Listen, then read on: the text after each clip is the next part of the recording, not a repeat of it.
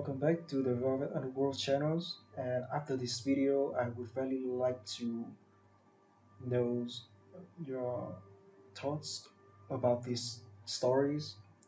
Feel free to share it under the comment sections and where you come from so that we could connect to each other better through this channel.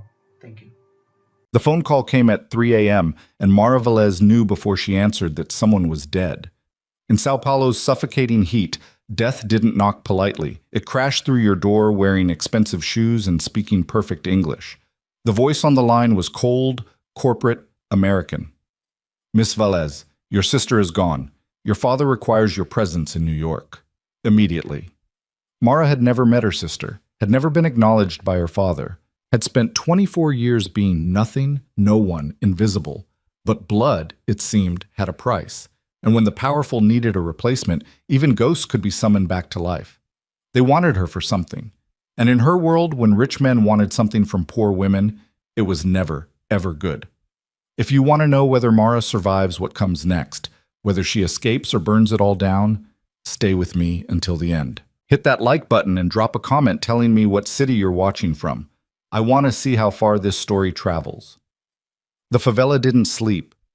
Mara could hear it breathing through the thin walls of the apartment, the distant throb of music from the bar 3 streets down, the crack of motorcycles tearing through narrow alleys, voices raised in argument or laughter or desperation.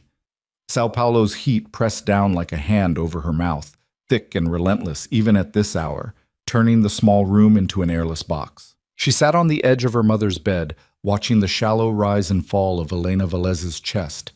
Each breath was a struggle. Each one sounded like it might be the last. The oxygen machine hummed beside the bed, a sound Mara had grown to hate. It was expensive. Everything about keeping her mother alive was expensive. The medications lined up on the scratched dresser, the tank refills, the doctor visits that never seemed to help. All of it bled Mara dry, month after month, no matter how many shifts she worked. 3 jobs. She worked 3 jobs and it still wasn't enough. Her phone buzzed on the nightstand. She ignored it. Probably the restaurant asking her to cover someone's shift again. She'd already worked a double today. Morning at the cleaning service, afternoon at the call center, evening waiting tables until her feet screamed. Her next shift started in 4 hours. The phone buzzed again. Then again. Mara's jaw tightened. She reached for it, ready to tell whoever it was to leave her alone, and froze. Unknown number. International code. Her thumb hovered over the screen. Nobody called her from outside Brazil. Nobody who mattered knew she existed outside this cramped apartment, this endless cycle of work and worry and watching her mother fade. She answered. Miss Velez? The voice was male, American, smooth as polished steel. Mara Velez? Who is this? Her Portuguese accent thickened when she was tired. She forced herself to focus. How did you get this number? My name is Richard Stanton. I'm an attorney representing the Harrington family. A pause, calculated and cold. Your father's family. The words hit her like a fist to the stomach. She hadn't heard that name, Harrington, spoken aloud in years. Her mother never said it. It lived in the silence between them, in the carefully avoided questions, in the way Elena's face would close down whenever Mara asked about the American man who'd left them behind.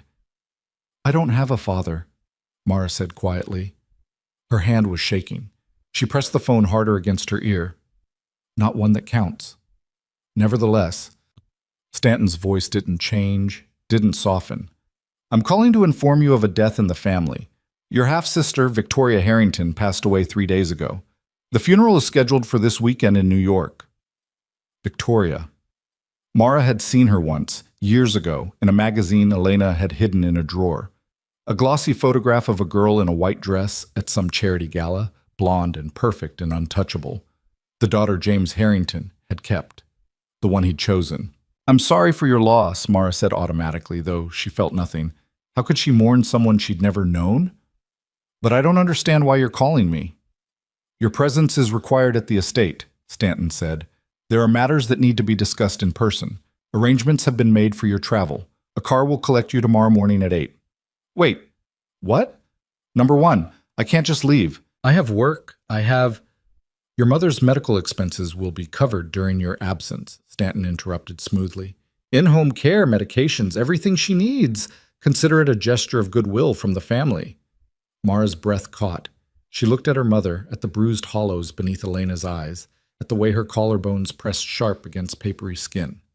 The next round of treatments was due in 2 weeks. Mara had been calculating how many extra shifts she could beg for, which bills she could let slide, whether she could skip meals to make the numbers work.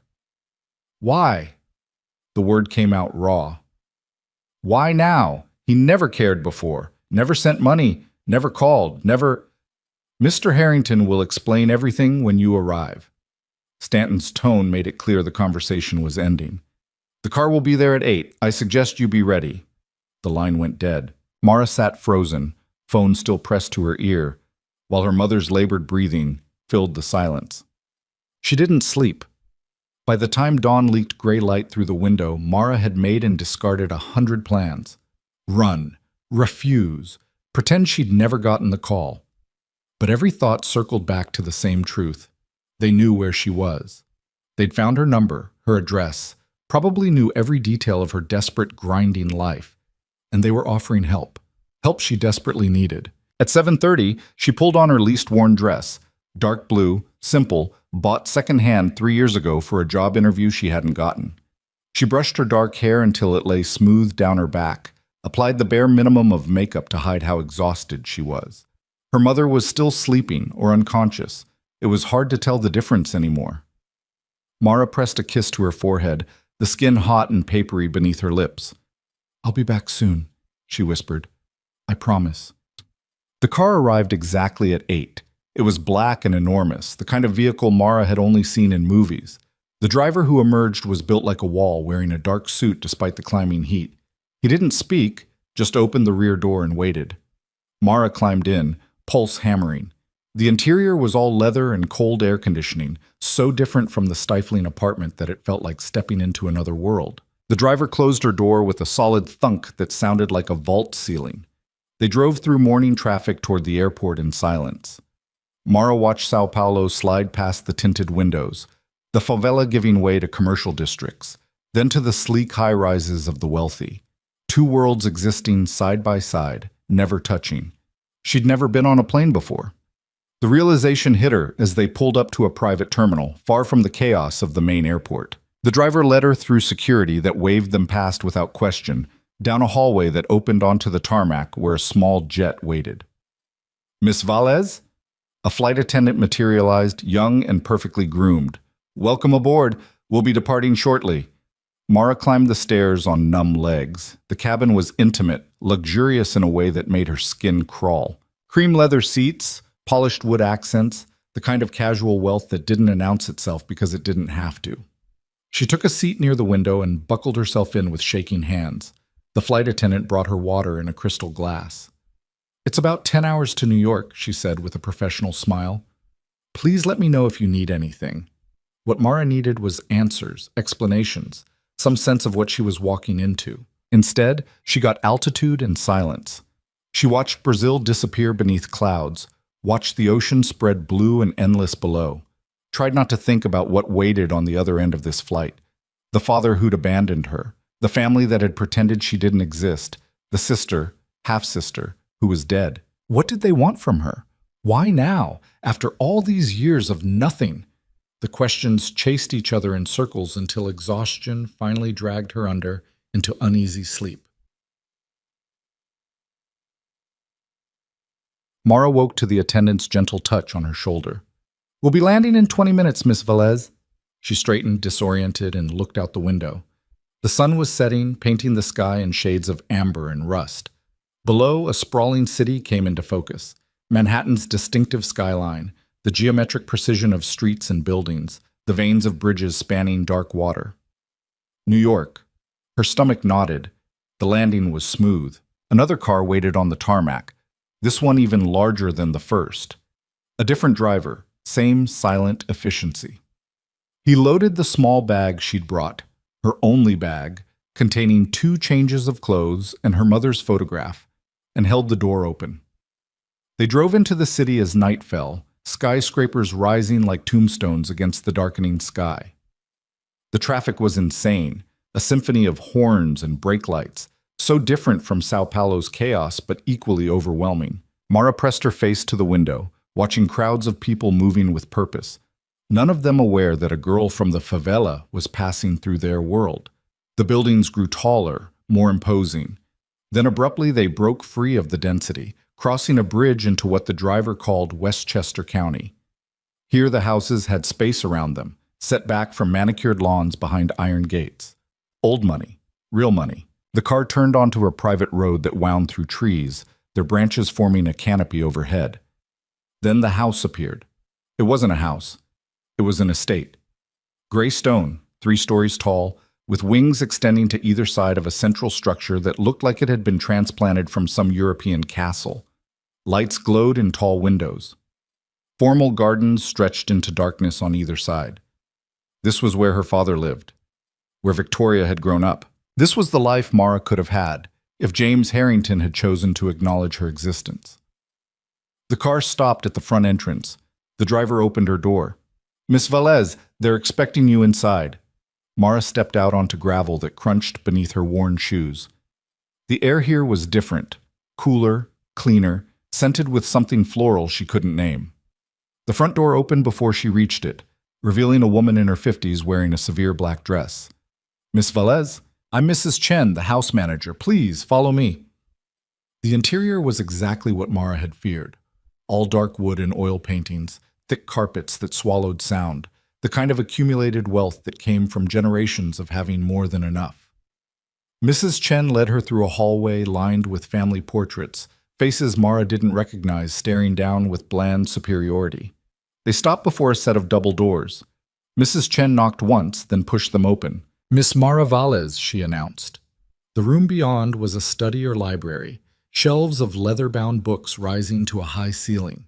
A massive desk dominated the space, and behind it sat a man Mara recognized from the few photographs her mother had kept, James Harrington. He was older now, gray threading through dark hair, lines carved deep around his mouth and eyes. But the resemblance was unmistakable.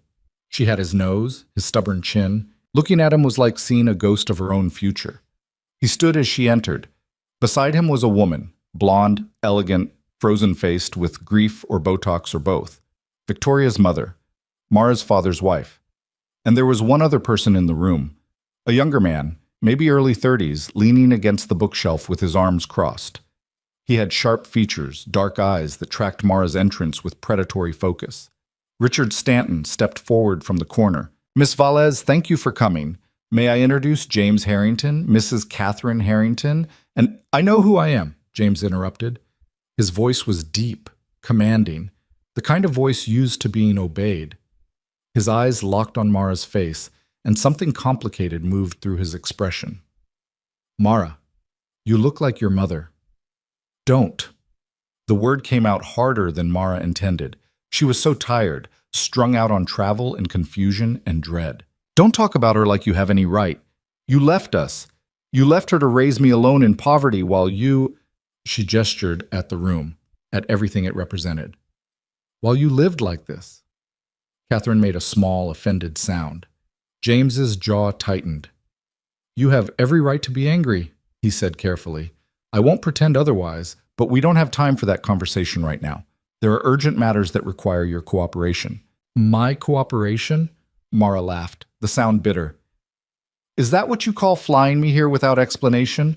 Offering to pay my mother's bills like that makes up for 24 years of nothing?" "Your sister is dead," Catherine said sharply. Tears glittered in her eyes, real grief breaking through her composure. "Show some respect." "I never knew her," Mara shot back. "How can I mourn someone who was kept secret from me the same way I was kept secret from her?" "Enough!" The new voice came from the man by the bookshelf. He pushed off the wall, moving into the light, and Mara got her first clear look at him. He was handsome in a dangerous way, sharp cheekbones, strong jaw, dark hair swept back from his forehead. But it was his eyes that made Mara's breath catch. They were cold, assessing, the eyes of someone who saw people as pieces on a board. "We're wasting time," he said. His voice carried an accent Mara couldn't place, Italian, maybe. Tell her why she's here. James drew a slow breath. Mara, this is Lucien Moretti. He was engaged to marry Victoria. The wedding was scheduled for next month. Was. Past tense. Mara looked between them, confusion growing. I'm sorry for your loss, she said to Lucien. But I still don't understand what this has to do with me. The marriage wasn't just personal, Stanton said. His lawyer's voice was smooth, explanatory. It was a strategic alliance between two families. The Harringtons and the Morettis have been negotiating this union for 3 years. Territory, business interests, peace between factions, everything hinged on this marriage. The words were careful, corporate, but Mara heard what lay beneath them. Factions. Territory. Alliance. You're criminals, she said flatly. All of you. No one denied it. James's face remained impassive. We prefer to think of ourselves as businessmen operating in competitive markets. You're the Mafia. Mara's voice rose. My father is a crime lord, and you were selling my sister off like property to secure some kind of, treaty? Victoria understood her responsibilities, Catherine said coldly. She knew what was expected of her. Did she? Mara shot back. Is that why she's dead? The room went very quiet. Lucien moved closer, his steps deliberate. He stopped a few feet from Mara, close enough that she had to tilt her head back to meet his eyes. Up close, he was even more intimidating. Tall, broad-shouldered, radiating controlled power. Victoria died in a car accident, he said softly. The official story is mechanical failure. The truth is that someone cut her brake lines. She was murdered because of her engagement to me, because there are people who don't want our families united. Mara's skin went cold. Then you need better security, not... The contract must be fulfilled, James interrupted. Without this marriage, the alliance fails. And if the alliance fails, there will be war. People will die. Territories will burn. Everything we've built will collapse. Then find someone else, Mara said desperately. You have money, power, connections. You are someone else. Lucian's voice cut through her rising panic. You are James Harrington's daughter. You carry his blood. That makes you eligible to fulfill the contract. The words hit her like a physical blow. No. Mara stepped back, shaking her head. No, absolutely not. You can't be serious. Your mother's medical expenses, Stanton said quietly. The experimental treatments that could extend her life, improve her quality of living. They cost approximately $50,000 per month. We're prepared to cover those costs for as long as necessary. Mara's vision blurred. 50,000 per month. The number was incomprehensible. Additionally, Stanton continued, we'll clear all existing debts, provide a comfortable living space for Elena with round-the-clock care, and establish a trust fund in your name. You'll never have to work 3 jobs again. You'll never have to choose between medication and food. You're buying me. The words felt like ash in her mouth.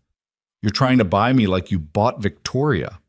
We're offering you a choice, James said, a real choice. Marry Lucien, fulfill the contract, and your mother lives in comfort. You live in comfort. Or refuse and return to Sao Paulo.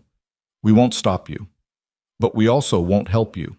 Your mother's condition will continue to deteriorate, and when she's gone, you'll be alone with nothing but regret. That's not a choice, Mara whispered. That's extortion. That's reality. Lucian's voice was matter-of-fact, almost gentle. I won't pretend this is romantic. I won't lie and say I love you, because we both know that would be absurd. But this marriage serves a purpose. It prevents bloodshed. It maintains stability. And in exchange, you get everything you need to save the person you love most. He made it sound so simple, so transactional. Mara looked at her father, at the man who'd abandoned her, who now needed her to clean up his mess. You don't get to do this, she said, voice shaking. You don't get to ignore me for 24 years and then drag me into your criminal empire when it's convenient. You're right, James said quietly. I don't get to do this. I have no right to ask you for anything, but I'm asking anyway, because I'm out of options and running out of time. You can hate me forever, Mara. You've earned that. But your mother is innocent, and she's dying. Don't let pride kill her when you have the power to save her. The words found their mark because they were true. Mara thought of her mother's labored breathing, the way Elena smiled even through pain, the strength it took just to get through each day. Thought of all the times she'd lain awake calculating impossible math, trying to figure out how to keep the woman who'd raised her alive for one more month, one more week, one more day. $50,000 a month. Experimental treatments, round-the-clock care. A chance. How long? Her voice came out hoarse. If I agree to this insanity, how long does the marriage have to last? 1 year, Lucien said immediately. After that, if you want to leave, I won't stop you. You'll receive a settlement and your mother's care continues. If you choose to stay, he shrugged, we'll negotiate new terms. I want it in writing, Mara said. Every promise, every detail. And I want my mother moved to the best facility in New York before the wedding. I want to see her settled, safe, and improving before I sign anything. Stanton nodded. That can be arranged. And if I find out any of you lied to me, if my mother's care is threatened or used as leverage after I agree to this, the deal is off and I disappear. You'll never find me again. She had no idea if she could actually make good on that threat, but the words needed to be said. Lucien's mouth curved in something that might have been respect. Acceptable. James moved toward her, hand extended. Mara stared at it like it was a snake. Don't touch me, she said quietly. You lost that right a long time ago. His hand dropped. Mrs. Chen will show you to a guest room, Catherine said, her voice brittle. We'll make arrangements for your mother's transfer tomorrow. The wedding is scheduled for the end of the week. The end of the week? Mara's voice climbed. That's insane. I can't. The timeline is non-negotiable, Lucien said. Every day we delay is another day our enemies have to strike. The wedding happens Saturday. You have 5 days to prepare. 5 days to prepare for a marriage to a stranger, a criminal, a man whose last fiancé had been murdered. Mara wanted to scream, wanted to run, wanted to tear this whole elegant room apart with her bare hands. Instead, she straightened her spine and met Lucien's cold gaze with as much strength as she could summon. Fine, she said. 5 days. But understand something, all of you. I'm doing this for my mother, not for your alliance or your empire or your peace. I'm doing this because she deserves a chance to live without suffering. That's the only reason I'm agreeing. Don't ever forget that. We won't, James said quietly. Mrs. Chen appeared in the doorway as if summoned. Miss Valez, if you'll follow me. Mara walked out of the room without looking back, spine rigid, hands clenched into fists at her sides. The bedroom misses. Chen led her to was bigger than the entire apartment she'd left behind in Sao Paulo. 4-poster bed, antique furniture, a bathroom with marble and gold fixtures. It was beautiful and cold and completely alien. Breakfast is served at 7, Mrs. Chen said. If you need anything during the night, there's a phone on the nightstand. Then she was gone, and Mara was alone. She made it to the bathroom before the shaking started, braced her hands on the marble sink, and stared at her reflection, dark eyes wide with shock, face too pale, hair disheveled from travel. She looked lost, terrified. She looked like exactly what she was, a girl in over her head, drowning in circumstances she couldn't control. Her phone buzzed. She pulled it out with trembling hands, a text from an unknown number. Your mother has been moved to St. Elizabeth's Medical Center, room 412. She's resting comfortably. Stanton. They'd moved fast, efficiently, like they'd been planning this from the moment they'd made that first phone call. Mara sank onto the edge of the bathtub, phone clutched in both hands. She'd agreed to marry a mobster to save her mother's life. In 5 days, she'd stand in front of witnesses and promise herself to a man she didn't know, didn't trust, might actually fear if she let herself think too hard about the coldness in his eyes. In 5 days, Mara Velez would become Mara Moretti. And once that happened, there would be no going back. She pressed her face into her hands and finally let herself cry, not from sadness, but from the terrible weight of knowing she'd just traded her freedom for her mother's life, and she'd make the same choice again without hesitation. The morning light came harsh through unfamiliar windows, dragging Mara from restless sleep into a reality that felt no less surreal than her nightmares. For a disorienting moment, she forgot where she was. Then the events of yesterday crashed back with the weight of a collapsing building. She was in New York, in her father's house, and in 5 days she was supposed to marry a stranger. Someone knocked on the door, sharp and efficient. Mrs. Chen entered without waiting for permission, carrying a garment bag and a tray of coffee. Good morning, Miss Velez. Mr. Harrington has arranged for you to visit your mother at 9. Before that, we need to take your measurements. The designer will be here this afternoon for your first fitting. Mara sat up slowly, pushing hair out of her face. Fitting for what? Your wedding dress, of course. Mrs. Chen's expression suggested this should have been obvious. And your wardrobe in general. You'll need appropriate clothing for the events leading up to the ceremony. Right. Because the girl from the favela couldn't possibly be seen in her second-hand dress at whatever spectacle they were planning. I don't need, Mara started, but Mrs. Chen was already moving toward the closet, hanging the garment bag with brisk precision. Mr. Moretti was quite specific about his expectations, she said. You are to be presented as his equal, which means dressing the part. Breakfast is waiting downstairs. I suggest you eat before the car arrives. She swept out, leaving Mara alone with the coffee and the growing certainty that she'd signed away more than just her freedom. She'd agreed to become someone else entirely. The coffee was strong and black, nothing like the sweet cafezinho she was used to. She drank it anyway, needing the caffeine, and found clothes laid out for her. Designer jeans that probably cost more than a month's rent. A silk blouse in deep emerald. They fit perfectly, which meant someone had estimated her size. The thought made her skin crawl. Downstairs, the dining room was empty except for James, sitting at the head of a table that could have seated 20. He looked up when she entered, something complicated crossing his face. Mara, please sit. She took a seat as far from him as possible, at the opposite end of the table. A server appeared immediately with plates of food, eggs, bacon, fresh fruit, pastries, enough to feed her entire building back home. They ate in silence for several minutes. Finally, James set down his fork. I know you hate me, he said quietly, and you have every right to. But I want you to understand something. What happened with your mother, leaving her, leaving you? It wasn't because I didn't care. Then why? The question came out harder than Mara intended. Why abandon us if you cared so much? Because I was a coward. His voice was flat, matter of fact. I was young, stupid, building my position in the family. Your mother was a beautiful distraction during a business trip to Sao Paulo. When she told me she was pregnant, I panicked. I had Catherine, I had Victoria on the way, I had responsibilities here. So I sent money for a few years and told myself that was enough, that you were better off without me dragging you into this life. You were right about that last part, Mara said bitterly. I was better off without you.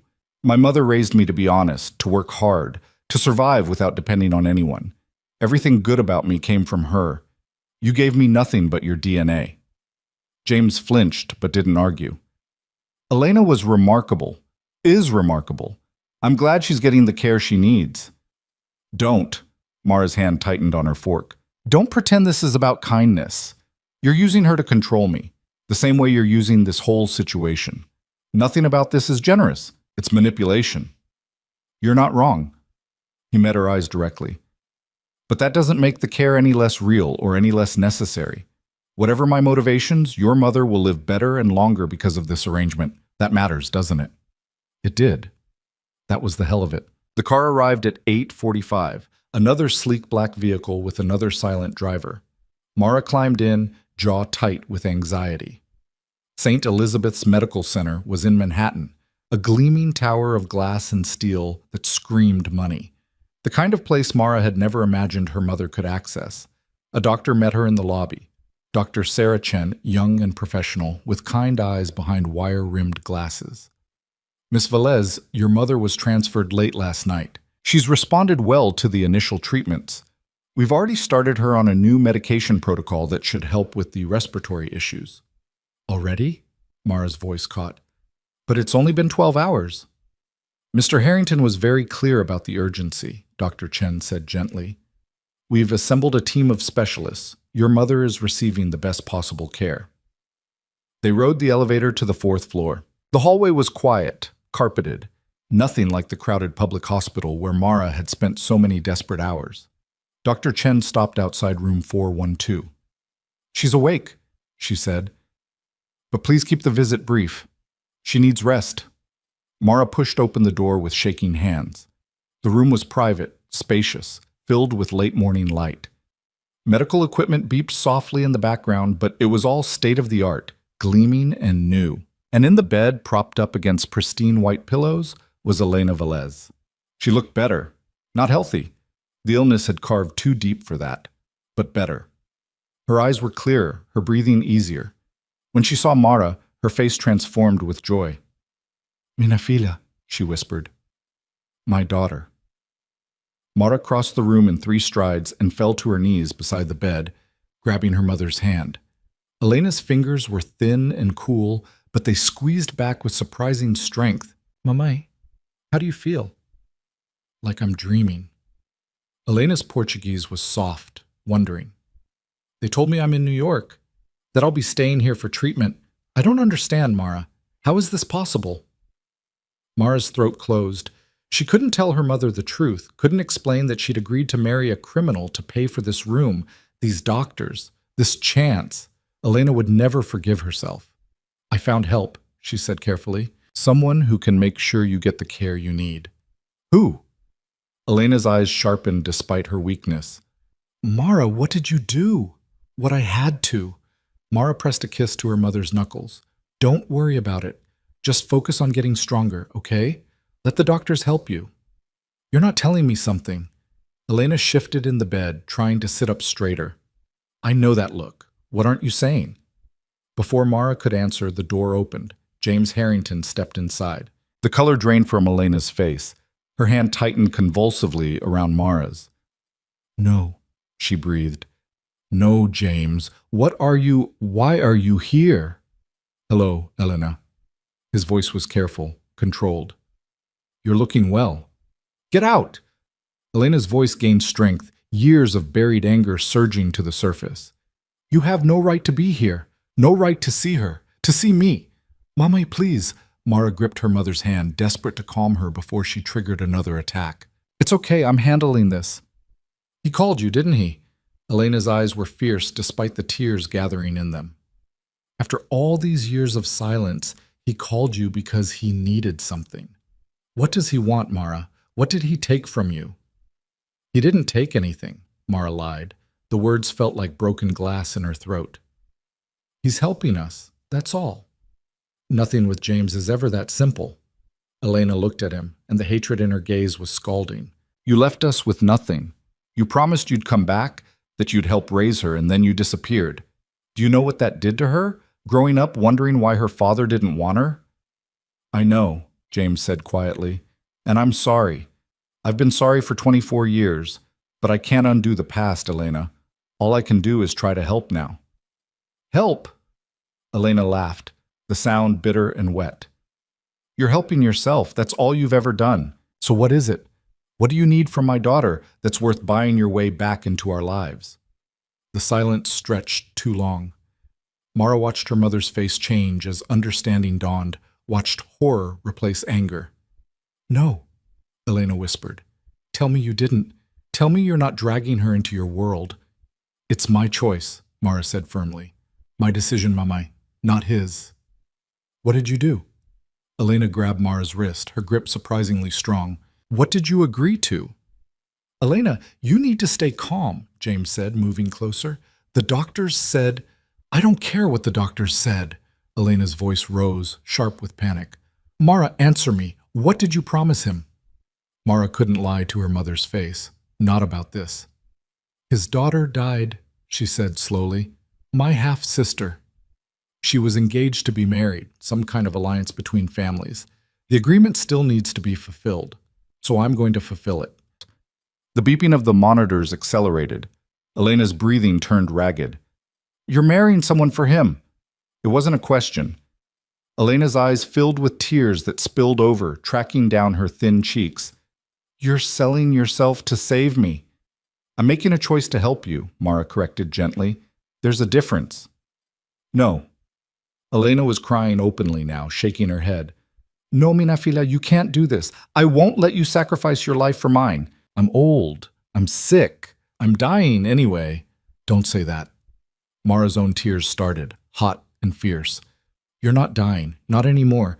The doctors here can help you. They have treatments. You just need to let them work. Please, Mamãe, please let me do this. James, stop this. Elena looked past Mara, her voice breaking. I'm begging you. Whatever you need from her, whatever twisted plan you have, end it. Let her go home. I'll die knowing she's free. That's all I want. I can't do that, James said, and he actually sounded pained. I wish I could, Elena. But there are consequences beyond just our family. If this alliance fails, people will die. Many people. Then let them die. Elena's voice cracked with desperation. Let your whole corrupt empire burn. I don't care. She's my daughter. She's innocent. You can't just... Mrs. Velez, you need to calm down. Doctor. Chen had appeared in the doorway, her expression alarmed. Your heart rate is dangerously elevated. I don't care. Elena tried to sit up fully, gasping with the effort. I won't let him do this. I won't. Mamai, please. Mara pressed her mother back against the pillows, tears streaming down her own face now. Please don't fight this. I need you to get better. I need you alive and safe and healthy. That's worth anything. Don't you understand? You're worth anything. Not this, Elena sobbed. Not your freedom. Not your future. My future is making sure you have one. Mara pressed her forehead against her mother's hand. I love you. Everything I'm doing because I love you. So please, just trust me. Let me handle this my way. Dr. Chen moved to the IV stand, adjusting something. Within seconds, Elena's breathing began to slow, her eyes growing heavy. Sedative, the doctor said quietly. She needs rest, not stress. Mara. Elena's voice was fading, slurred by medication. Don't let them break you. I won't, Mara whispered. I promise. Her mother's eyes closed, her grip on Mara's hand loosening as sleep claimed her. Mara stayed kneeling by the bed, watching Elena's chest rise and fall with easier breaths than she'd managed in months. Dr. Chen checked the monitors, made notes on a tablet. You should go, she said gently to Mara. Let her sleep. You can visit again tomorrow. Mara stood on shaking legs, reluctant to leave, but knowing the doctor was right. She turned to find James still standing by the door, his face carefully blank. They walked to the elevator in silence. Only when the doors closed, sealing them in together, did he speak. She's right, you know. Your mother. This is wrong. Mara laughed, a sharp, humorless sound. Now you develop a conscience? After I've already agreed? I'm just saying you don't have to go through with it.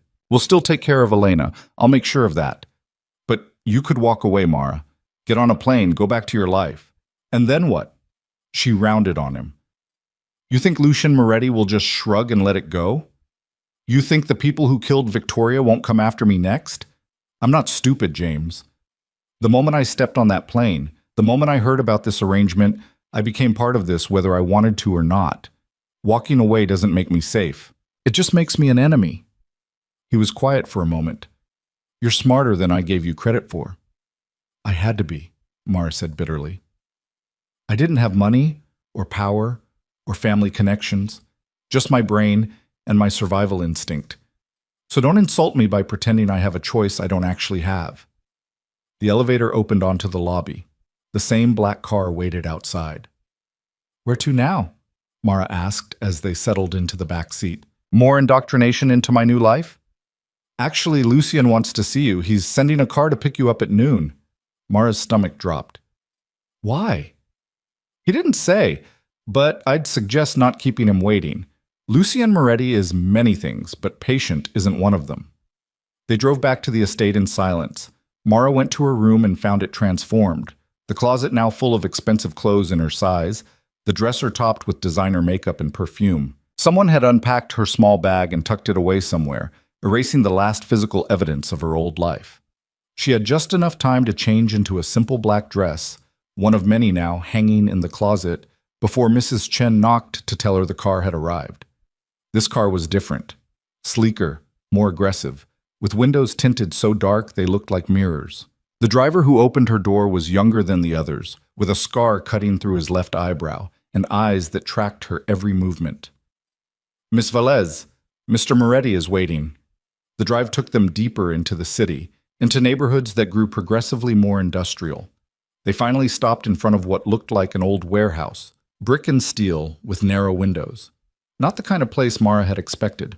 The scarred driver led her inside, through a maze of corridors that smelled of concrete and machine oil, until they reached a freight elevator. It lurched upward with a groan of old gears. The top floor was nothing like the industrial exterior suggested. Someone had converted it into a massive loft, open concept, floor-to-ceiling windows overlooking the city, modern furniture in shades of gray and black.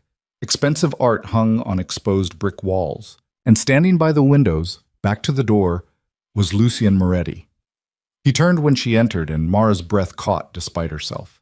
In the harsh light of day, he was even more striking, tall and broad-shouldered, wearing dark slacks and a white shirt with the sleeves rolled to his elbows.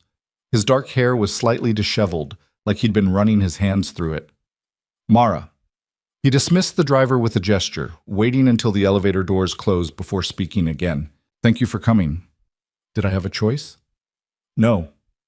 A slight smile touched his mouth. But I appreciate you pretending otherwise. Would you like something to drink? Wine? Water? Water. Her throat was dry, her nerves stretched too tight. He moved to a bar area, poured water from a crystal pitcher into 2 glasses, brought one to her, his fingers brushing hers as she took it. The touch was brief but deliberate. Sit. He gestured to a leather sofa. Please. Mara perched on the edge, spine straight, ready to bolt. Lucien settled into an armchair across from her, studying her with those cold, assessing eyes. You saw your mother this morning. Yes. And? And she's getting the treatment she needs. Mara's grip tightened on the glass. Though she's not happy about the cost. She knows then. About our arrangement. She knows enough. Mara met his gaze directly. She's not stupid. Neither am I. So if you brought me here to threaten me or intimidate me or whatever power play you have planned, just get it over with. Lucien's eyebrows rose slightly. Is that what you think this is? Isn't it? He leaned back, considering her. Tell me, Mara, what do you know about me? You're a criminal. You run some kind of syndicate. You were engaged to my half-sister and someone killed her because of it. That's about the extent of my knowledge. Syndicate is such a harsh word, he said mildly. I prefer to think of myself as an entrepreneur in highly competitive markets. Import-export, mostly. Some real estate development. Investments in various industries. Is that what you call it? Mara couldn't keep the edge from her voice. My father uses the same corporate euphemisms. You're the Mafia, Lucien. Own it or don't, but don't insult my intelligence by pretending otherwise. Something that might have been respect flickered in his eyes. Fair enough. Yes, I operate outside legal boundaries. I've built an empire on violence and intimidation and strategic brutality. I've killed people, Mara. Personally. With these hands. He spread his fingers, examining them like they were interesting artifacts. Does that frighten you? It should have. It absolutely should have. But Mara had grown up in the favela, where violence was a daily reality, where the wrong look at the wrong person could get you killed. She understood predators, and she knew showing fear to one was the worst possible move. Should it? She asked quietly. Frighten me, I mean. Are you planning to hurt me? No. The answer was immediate, definitive. You are going to be my wife. That makes you untouchable. Anyone who harms you, anyone who even threatens you will die screaming. That's not a promise, Mara. It's a guarantee. The words should have been comforting. Instead, they sent ice down her spine because they weren't about protection. They were about ownership. Why did you really bring me here? She asked. Lucien stood, moving to the windows. Because in 3 days you're going to stand beside me in front of 500 people. Family, associates, enemies watching for weakness. You're going to pledge yourself to me, and they're all going to know it's a replacement arrangement, that you're not Victoria. Some will see that as an insult. Others will see it as an opportunity. An opportunity for what? To test me. To see if I'll protect a bride I barely know with the same ferocity I would have protected the one I chose. He turned back to face her. Victoria and I were engaged for 3 years. We knew each other, had built understanding, if not love. You and I are strangers. That creates vulnerability. Mara's hands were shaking. She set down the water glass before she dropped it. Then what do you want from me? Cooperation. Lucien moved closer, stopping just in front of her.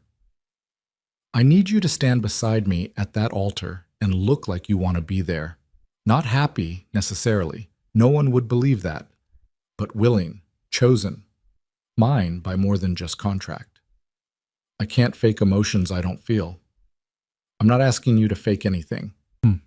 He crouched in front of her, bringing them eye to eye. I'm asking you to survive. Because the moment we're married, every enemy I have will look at you and see leverage. The only thing that will keep you alive is their belief that harming you would unleash something they can't survive. And for them to believe that, you need to belong to me, completely, visibly, without question. The words were clinical, strategic. But there was something else in his voice, something Mara couldn't quite identify. What happened to Victoria? She asked. Really? Lucian's jaw tightened. She tried to run. 2 weeks before the wedding, she got scared and decided to disappear. Made it as far as the Lincoln Tunnel before they caught her. They? Your people? No. His voice went flat, dangerous. My enemies, the ones who don't want this alliance to succeed. They killed her and staged it as an accident to send a message. That even Harrington's daughter wasn't safe. That I couldn't protect what was mine. Mara's throat closed.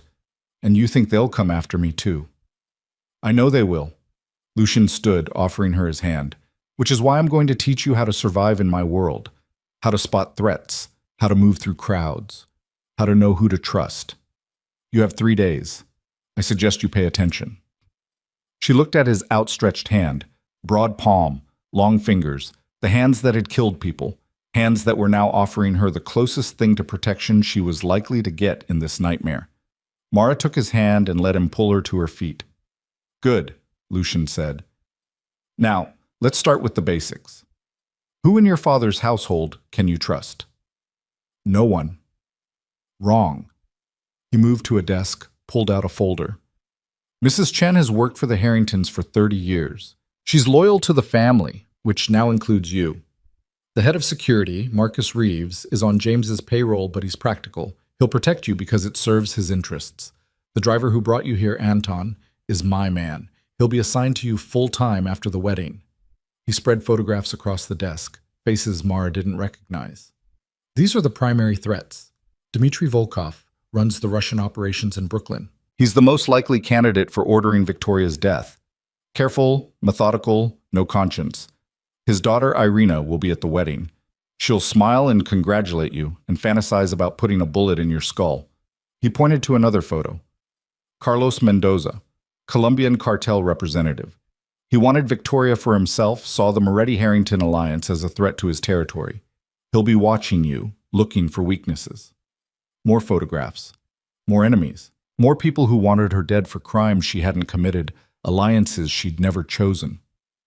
How am I supposed to remember all this? Mara's head was spinning. You will. Lucian gathered the photos. Because your life depends on it. We'll go through these every day until the wedding. By Saturday, you'll know every face, every threat, every potential danger. He pulled out another set of photos. These ones showed the estate, various rooms and corridors marked with X's and notes. Security weaknesses in your father's house. The East Wing has blind spots in camera coverage. The service entrance is poorly guarded between midnight and 4 a.m. Your bedroom window can be accessed from the garden if someone knows the security codes. He tapped each location. Don't use the East Wing alone. Don't answer the door after midnight. Keep your window locked always. This is insane, Mara whispered. This is reality. Lucian's voice gentled slightly. I'm not trying to terrify you, Mara. I'm trying to keep you alive. Knowledge is the best weapon you have right now. Use it. They spent the next 3 hours going through protocols, faces, security procedures. Lucienne was patient but relentless, quizzing her repeatedly until she could identify threats on sight, until she knew which exits to use in various scenarios, until she understood the hierarchy of power and danger in the world she was entering. By the time Anton returned to drive her back to the estate, Mara's head was pounding and her nerves were frayed to breaking. But she also felt something unexpected, a grim kind of determination. If she was going to survive this, she needed to be smart, needed to learn everything Lucian could teach her, needed to stop being a victim and start being a player in this deadly game. The next 2 days blurred together in a chaos of preparation. Dress fittings with a designer who spoke in rapid-fire French and treated Mara like a living mannequin. Hours with Lucien reviewing security protocols and potential threats. Meetings with a woman named Grace who coached her on how to stand, how to speak, how to present herself as someone worthy of being Lucien Moretti's wife. Chin up, Grace said for the 100th time. You're not begging for acceptance. You're conferring honor by your presence. Act like it. Mara wanted to scream that she didn't feel honorable. She felt terrified and furious and trapped. But she bit her tongue and straightened her spine and practiced the cool, distant expression that Grace insisted she needed. She visited her mother each morning, watching Elena grow stronger under the aggressive treatment protocol. The doctors were pleased with her progress, talking about lung function improvements and reduced inflammation. But Elena watched Mara with sad, knowing eyes. You don't have to do this, she said on the third morning, her voice still weak but clearer than before. Yes, I do, Mara said gently. And we both know it. Elena caught her hand. Then promise me something. Promise me you won't let them destroy who you are. You're strong, Minafila, stronger than any of them. Don't let that strength become cruelty. Don't let survival turn you into something you hate. The words stayed with Mara as the wedding day approached with horrifying speed. She lay awake the night before, staring at the ceiling of her borrowed room, wondering how the hell she'd ended up here, about to marry a killer to save her mother's life, wondering if she'd recognize herself when this was over, wondering if survival was worth the cost of losing who she used to be. The dawn came gray and cold, seeping through the windows like a threat. Mara rose and showered, her movements mechanical. By 7, the room was full of people. Stylists, makeup artists, Grace overseeing everything with military precision. They painted and primped and dressed her in silence, transforming the girl from the favela into something unrecognizable. The wedding dress was a masterpiece of silk and lace, elegant and expensive, designed to make her look like she belonged in this world of wealth and violence. When they finally turned her toward the mirror, Mara didn't recognize the woman staring back. She looked beautiful, powerful, exactly like the kind of woman who could stand beside Lucien Moretti and not flinch. She looked nothing like herself. Perfect, Grace murmured. You look perfect. Mrs. Chen appeared in the doorway. The car is ready. It's time. Mara's hands were shaking. She clenched them into fists, hiding them in the folds of her dress. This was it. The moment she'd been dreading and preparing for in equal measure. In less than an hour, she would become Mara Moretti, would bind herself to a man she barely knew, in front of people who wanted her dead, for reasons that had nothing to do with love, and everything to do with power. Miss Valles, Mrs. Chen's voice was gentle. We need to go. Mara took one last look at the stranger in the mirror, at the beautiful lie she was about to become. Then she lifted her chin, straightened her spine, and walked toward the door, toward the altar, toward the man who was about to become her husband, toward a future she couldn't predict and couldn't escape. The church was older than the crime families that now filled its pews, a Gothic monument of stone and stained glass that had witnessed generations of bloodshed disguised as devotion. Mara sat in the back of the limousine watching it loom closer, her pulse hammering so hard she could feel it in her throat. Mrs. Chen sat across from her, face impassive. Remember what Grace taught you. Head high, shoulders back. You're not a victim walking to execution. You're a bride claiming her place. Mara wanted to laugh at the absurdity of it, but her throat was too tight, her lungs too constricted by the corset beneath her dress. The car stopped at the entrance. Through the tinted window, she could see a crowd gathered on the steps. Photographers, security, curious onlookers kept at a distance by men in dark suits with suspicious bulges under their jackets. This wasn't just a wedding, it was a spectacle. A performance for an audience that would judge every breath she took. The door opened. Anton stood there, scarred face expressionless, offering his hand. Miss Velez, they're ready for you. Mara stepped out into cold morning air that bit through the thin silk of her dress. Camera flashes exploded like gunfire, blinding and disorienting. She froze on the top step, overwhelmed by the noise and light and the sheer weight of what was about to happen. Then James appeared beside her, offering his arm. I know I don't deserve this, he said quietly, just loud enough for her to hear. But will you let me walk you down the aisle? Every instinct screamed at her to refuse, to spit in his face and walk herself down that aisle, proving she didn't need him or anyone. But Grace's voice echoed in her head. You're conferring honor by your presence. And making James Harrington publicly acknowledge her as his daughter, making him escort her to this marriage he'd forced her into, felt like the smallest victory she could claim. Fine, she said flatly. But don't mistake this for forgiveness. His jaw tightened, but he nodded. I wouldn't dream of it. They entered through massive oak doors that groaned like dying men.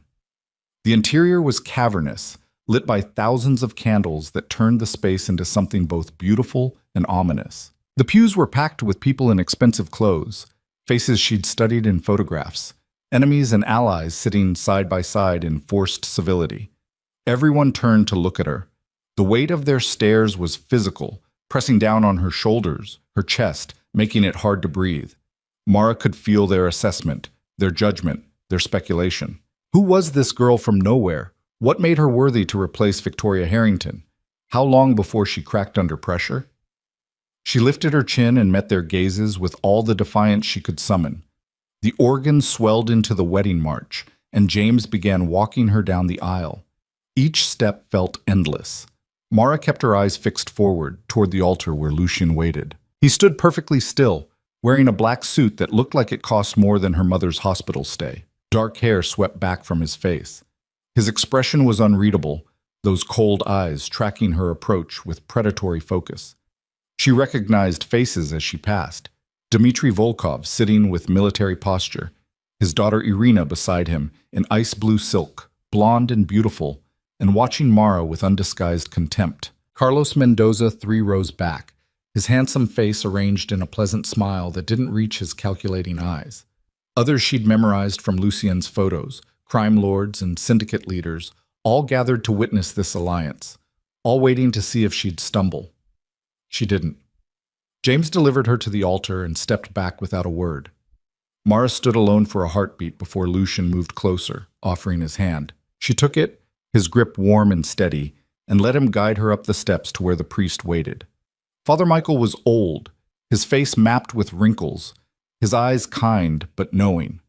This wasn't his first criminal wedding, probably wasn't even his 100th. He'd learned long ago not to ask questions about the unions he blessed. Dearly beloved, he began, his voice carrying through the vast space, we are gathered here today to witness the joining of Lucien Moretti and Mara Velez in holy matrimony. The words washed over her, familiar and meaningless. This wasn't holy. There was nothing sacred about a marriage built on coercion and strategy. But she stood silent as the priest droned through the traditional ceremony, acutely aware of Lucien beside her, of the 500 people watching from the pews, of the cameras recording every moment. If anyone present can show just cause why these two should not be joined in marriage, Father Michael intoned, speak now or forever hold your peace. The silence that followed was absolute, broken only by the whisper of fabric as people shifted in their seats. Mara found herself holding her breath, some irrational part of her hoping someone would object, would give her an escape from this nightmare. No one spoke. Then we proceed, the priest continued. Lucien Moretti, do you take this woman to be your lawfully wedded wife, to have and to hold from this day forward, for better or for worse, for richer or for poorer, in sickness and in health, until death do you part? I do. Lucien's voice was strong, certain, carrying to every corner of the church. Father Michael turned to Mara. Mara Velez, do you take this man to be your lawfully wedded husband, to have and to hold from this day forward, for better or for worse, for richer or for poorer, in sickness and in health, until death do you part? This was it, the moment of commitment, the point of no return.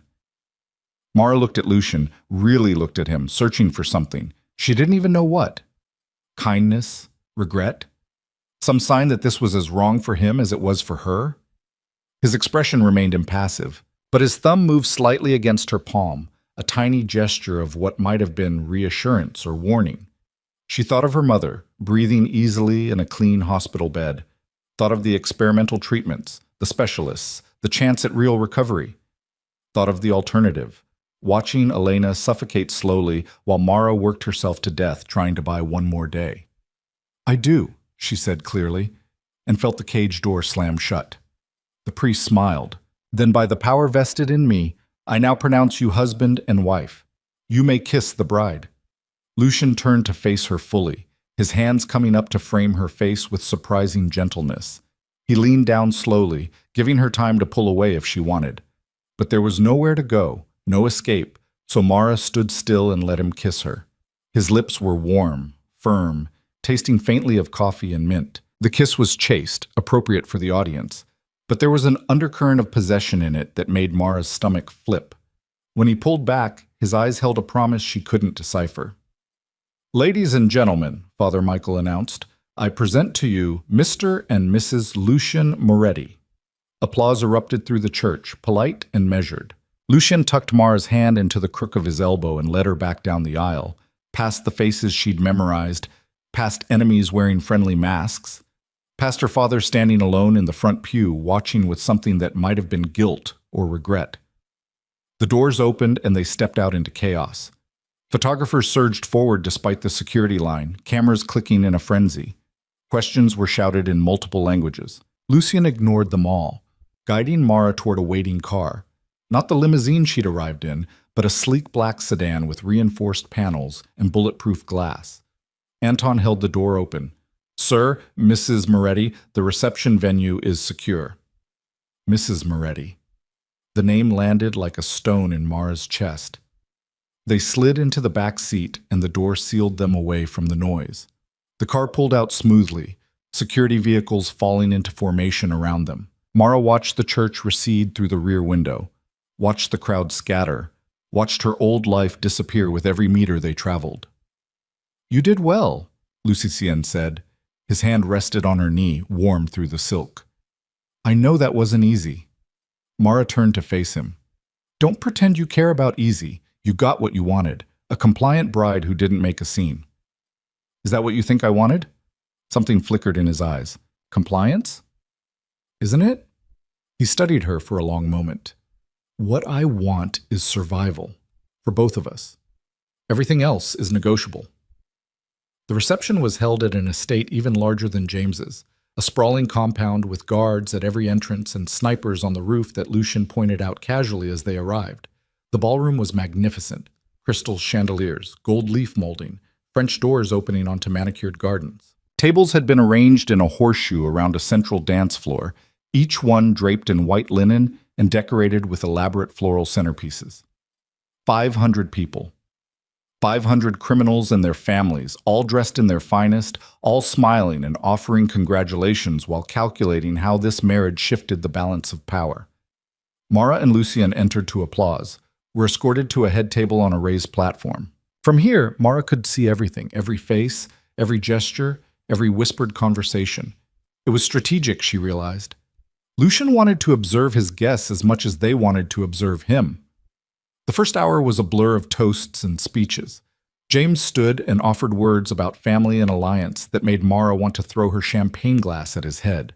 Catherine spoke briefly about Victoria's memory, her voice breaking in a way that actually seemed genuine. Various syndicate leaders rose to pledge their support, their words careful and coded. Then the dancing began. Lucien stood and offered Mara his hand. "Traditional first dance. Everyone will be watching." "They've been watching all day," Mara muttered, but she took his hand and let him lead her to the dance floor. The orchestra began something slow and classical. Lucien's hand settled at her waist, warm through the silk, his other hand clasping hers. They began to move, and Mara realized with surprise that he was an excellent dancer, leading her smoothly through steps she barely knew. "Relax," he said quietly. "You're stiff as a board." "Because I'm terrified," she hissed back. "In case you haven't noticed, I'm not exactly comfortable with all this." "I noticed." His thumb traced a small circle against her waist. "But you're doing fine. Better than fine. Half the women in this room are jealous of how well you carry yourself. The other half want me dead.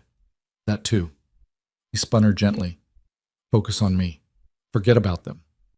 "That's impossible when—" She stumbled slightly, distracted. Lucien's grip tightened, steadying her, pulling her closer until they were nearly chest to chest. Up close, she could see flecks of gold in his dark eyes, could smell his cologne mixed with something uniquely him. "Better?" he asked. Mara's heart was racing for reasons that had nothing to do with fear. "I don't know what I'm supposed to feel right now." "Whatever you feel is fine." His voice was surprisingly gentle. "There's no script for this, Mara. We're making it up as we go. The song ended. Polite applause rippled through the room. Other couples joined them on the floor, and suddenly Mara was being passed from partner to partner in some ritual she hadn't been warned about. First James, who held her stiffly and said nothing. Then Dmitri Volkov, whose smile didn't reach his cold blue eyes. "You're very beautiful," he said in accented English. "A worthy replacement for Victoria." "I'm not a replacement," Mara said coolly. "I'm myself." "Of course." His smile widened. "My apologies. I simply meant that Lucien is fortunate in his choice of bride." "It wasn't his choice. It was a contract." "Ah, but all marriages are contracts, are they not? Some are simply more honest about the terms." He spun her professionally. "Tell me, Mrs. Moretti, do you know how to shoot a gun?" The question was so unexpected that Mara almost tripped. "What? A gun? Lucien's wife should know how to protect herself, don't you think? Especially given what happened to the last girl who wore that ring." His eyes dropped meaningfully to the diamond on her left hand, Victoria's ring, resized to fit her smaller finger. Ice slid down Mara's spine. "Is that a threat?" "It's advice," Dmitri said pleasantly. "From someone who has survived a long time in this world. Learn to defend yourself, Mrs. Moretti, because the men who love you cannot always be there to save you." The song ended, and he released her with a small bow, leaving Mara shaken.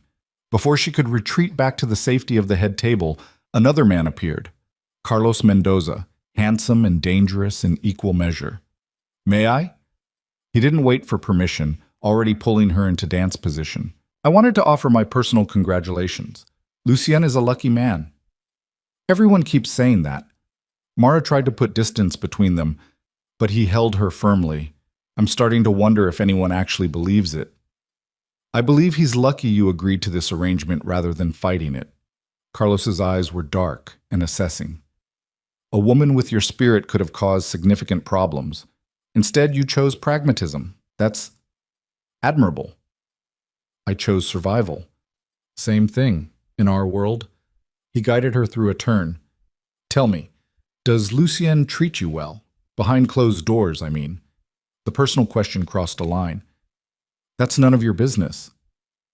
"Perhaps not, but if you ever find yourself unhappy in this marriage, if you ever need an alternative."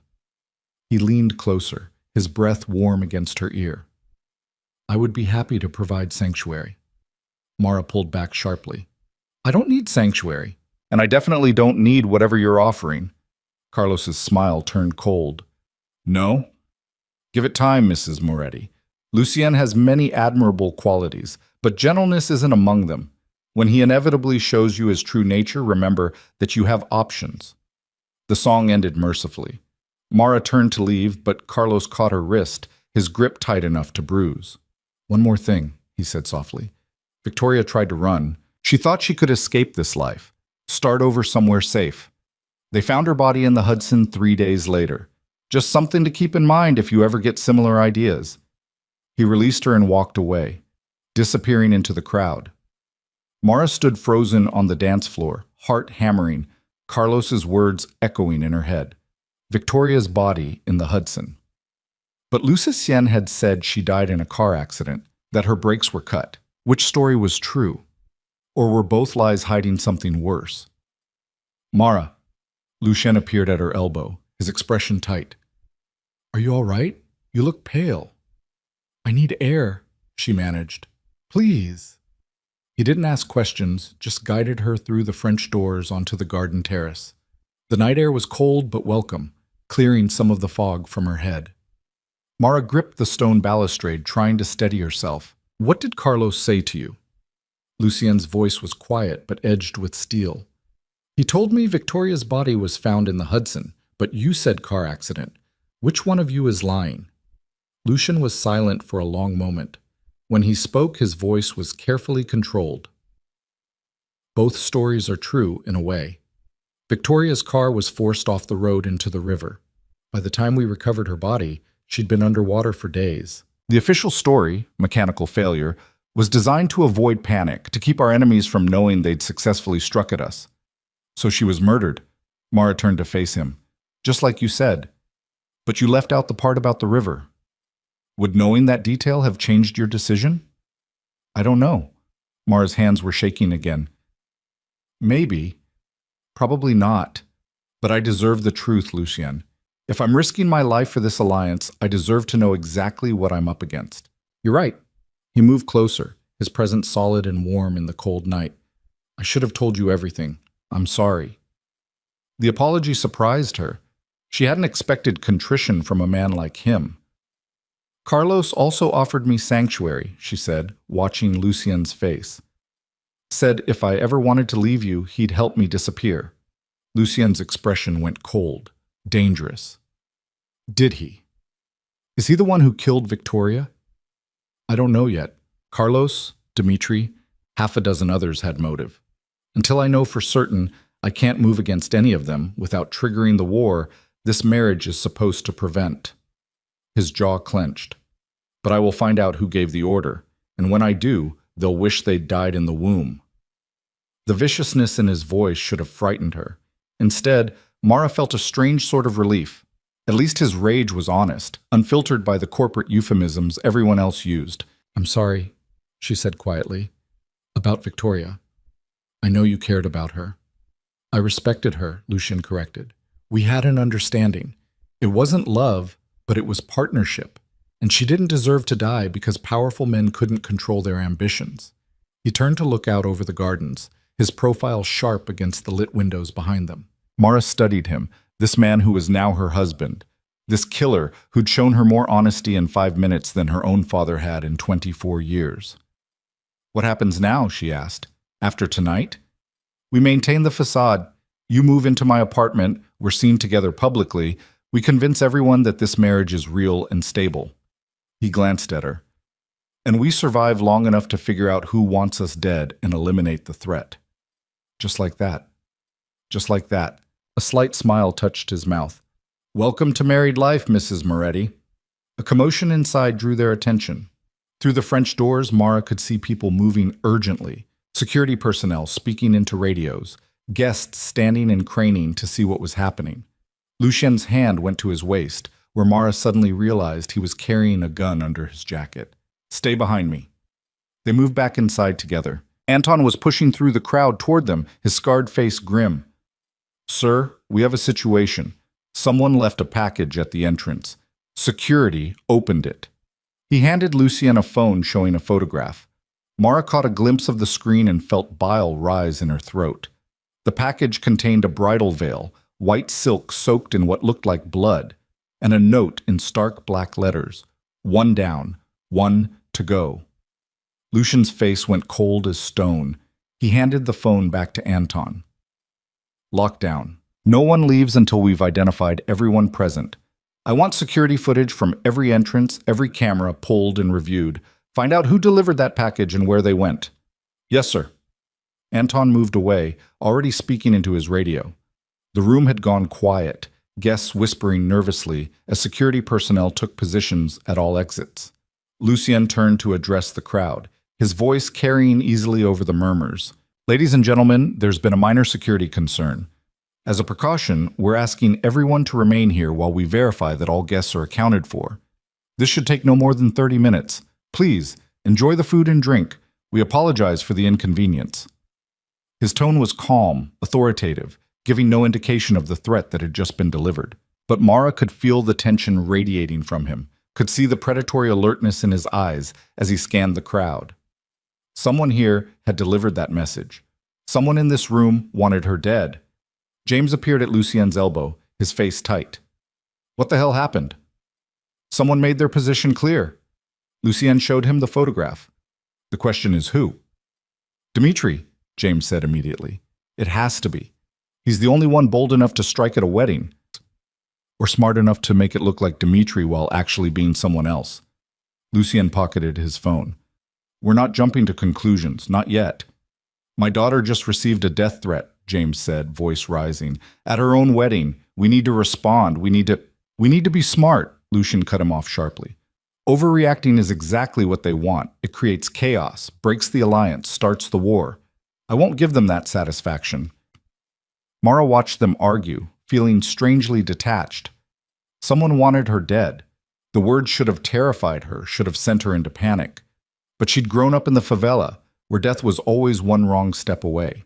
This was just a different kind of danger, dressed in expensive clothes. She slipped away while they were distracted, moving through the crowd toward the ladies' room. She needed a moment alone, needed to process everything without Lucien or James hovering over her. The bathroom was mercifully empty, all marble and gold fixtures. Mara locked herself in a stall and pressed her hands against the cold walls, breathing deeply, trying to calm her racing heart. The door opened. Footsteps on marble, then silence. "Mrs. Moretti?" A woman's voice, accented, Russian. "Are you in here?" Mara froze. Through the gap in the stall door, she could see Irina Volkov checking her makeup in the mirror, her blonde hair perfect, her ice blue dress pristine. "I know you're here," Irina continued conversationally. "I saw you come in. I just wanted to have a private conversation. Woman to woman." Every instinct screamed at Mara to stay silent, stay hidden, but hiding would make her look weak, and weakness, in this world, was a death sentence. She unlocked the stall and stepped out. "What do you want?" Irina turned, her smile sharp. "To offer my condolences. It must be difficult stepping into a dead woman's shoes. Wearing her ring, sleeping in her bed, marrying her man." "Victoria and I never met," Mara said carefully. "I'm not replacing her. I'm fulfilling a contract." "How pragmatic." Irina pulled out a lipstick, reapplying it with practiced precision. "Tell me, do you love him, Lucien?" "That's none of your business." "I'll take that as a no." Irina capped the lipstick, meeting Mara's eyes in the mirror. "Good. Love makes you weak in this world. Better to stay detached. Keep your heart locked away where it can't be used against you." "Is that what you do?" "It's how I've survived 26 years in my father's empire without becoming a victim." Irina turned to face her directly. "You seem smart, Mara. Smarter than Victoria, at least. She was soft, sheltered, unprepared for the realities of this life. You're different. You've seen real poverty, real struggle. That gives you an advantage. But if this is supposed to be encouraging, you're doing a terrible job." Irina laughed, the sound surprisingly genuine. "I'm not trying to encourage you. I'm trying to warn you. That message tonight, the bloody veil, it's just the beginning. Whoever killed Victoria will come for you next. They have to prove Lucien can't protect his bride. And when they do, you need to be ready." She reached into her clutch and pulled out something small, pressing it into Mara's hand. A business card with nothing but a phone number. "If you ever need help," Irina said quietly, "real help, not the kind you can ask your husband or father for, call me." "Why would you help me?" "Your father might be the one who sent that threat." "My father is many things, but he's not stupid enough to strike at a wedding he attended personally. Too obvious." Irina moved toward the door, then paused. "I'm offering because I know what it's like to be trapped in this life. And sometimes, the only people who can understand are other women caught in the same cage." She left, her heels clicking away down the marble hallway. Mara looked down at the card in her hand, then slipped it into her bra, the only place she could hide it. She didn't trust Irina, didn't trust anyone in this room. But having options, having a potential lifeline, might be the difference between survival and ending up in the Hudson like Victoria. When she returned to the ballroom, security was already releasing guests in controlled groups, verifying identities before allowing anyone to leave. Lucien stood with Anton and several other men, reviewing footage on a tablet. He looked up when Mara approached, something easing in his expression. "There you are. I was about to send someone to find you." "I just needed a moment." She glanced at the tablet. "Did you find anything?" "The package was delivered by a courier service, paid in cash. No security footage of who placed the order. Professional work." His jaw tightened. Whoever did this knew how to cover their tracks. The rest of the evening was tense. Guests departing in clusters under heavy security, everyone whispering about the threat and what it meant. By midnight, the ballroom was empty except for staff cleaning up and a core group of Lucien's most trusted people. James approached as Mara was gathering the small bouquet she'd carried down the aisle. "I'm doubling security at the estate. You should stay there tonight, where I can protect you." "She's staying with me," Lucien said flatly. "She's my wife. My responsibility." "Your wife who just received a death threat," James shot back. Maybe your protection isn't as effective as you think. Enough! Mara's voice cut through their argument. I'm not a child you can fight over. I'm going with Lucien because that's what we agreed to, what the contract requires. But don't pretend either of you is doing this for my benefit. You're protecting your investment. She walked past both of them toward the exit, where Anton waited with the car. Lucien caught up to her, his hand light on her elbow. You didn't have to defend me back there. I wasn't defending you. I was stating facts. She let him help her into the car, the dress pooling around her like water. Where are we going? My apartment in the city. It's secure, and we can control who has access. He slid in beside her, and Anton closed the door. Tomorrow we'll discuss long-term security arrangements. Tonight, you just need to rest. The drive was quiet, both of them lost in thought.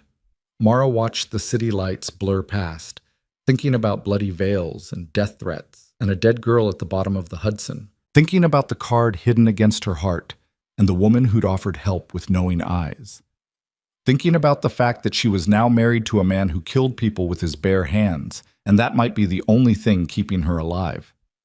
The apartment was in a sleek high-rise in Tribeca, the top 3 floors accessible only by private elevator. Anton accompanied them up, doing a security sweep before leaving them alone. Mara stood in the center of the living room, taking in the masculine decor, the floor-to-ceiling windows overlooking the city, the open-plan kitchen gleaming with unused appliances. This was Lucien's space, his territory, and now somehow it was supposed to be hers too. Your room is down that hallway, Lucien said, pointing. Second door on the right.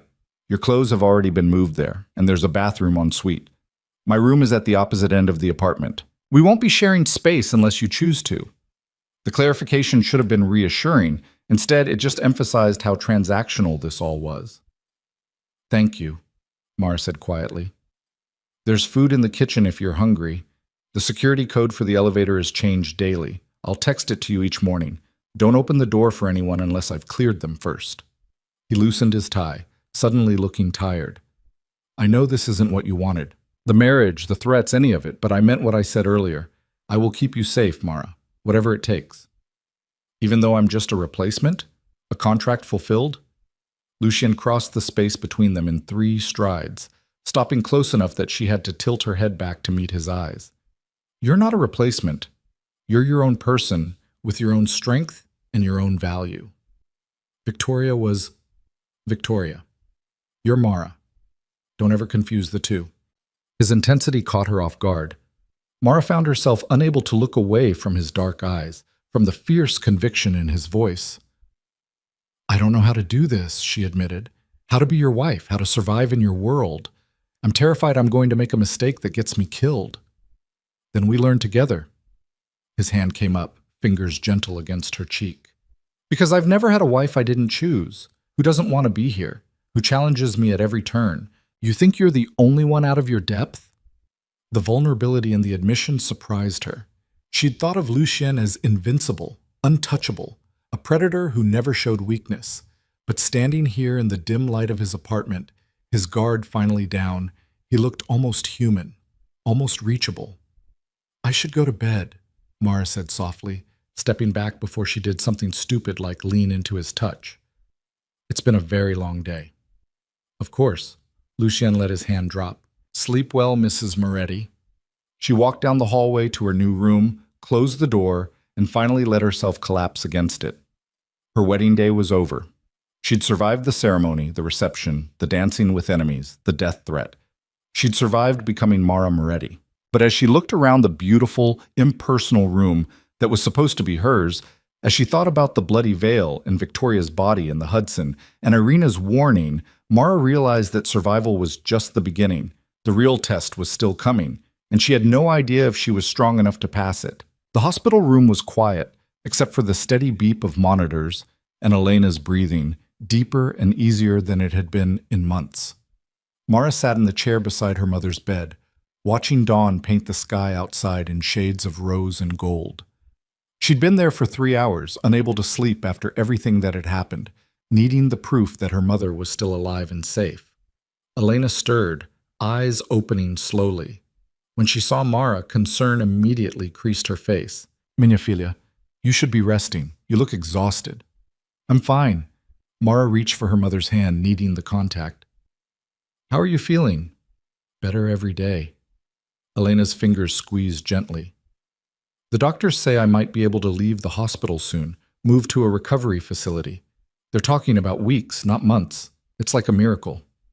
It wasn't a miracle. It was blood money, purchased with Mara's freedom and sealed with vows she'd spoken under duress. But Elena didn't need to know the full cost. Not yet. That's wonderful, Mara said, managing a smile. You'll be strong again. Everything we've been through will be worth it. Elena studied her daughter's face with the intensity only a mother could manage. Something happened. I can see it. Talk to me. Mara hesitated, then the words came spilling out. Not everything, but enough. The wedding that had felt like a funeral. The reception where enemies had circled like sharks. The abduction that had shattered any illusion of safety. And Lucien burning his way through rival territory to get her back, choosing her over strategic advantage. He could have negotiated, Mara said quietly.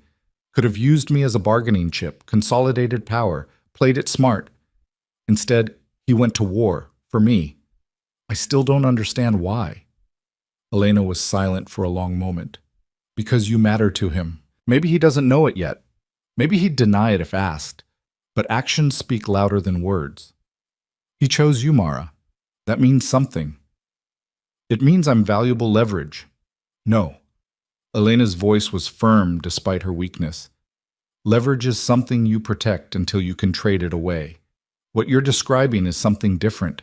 He risked everything to get you back, didn't he? That's not calculation. That's... What? Mara asked when her mother trailed off.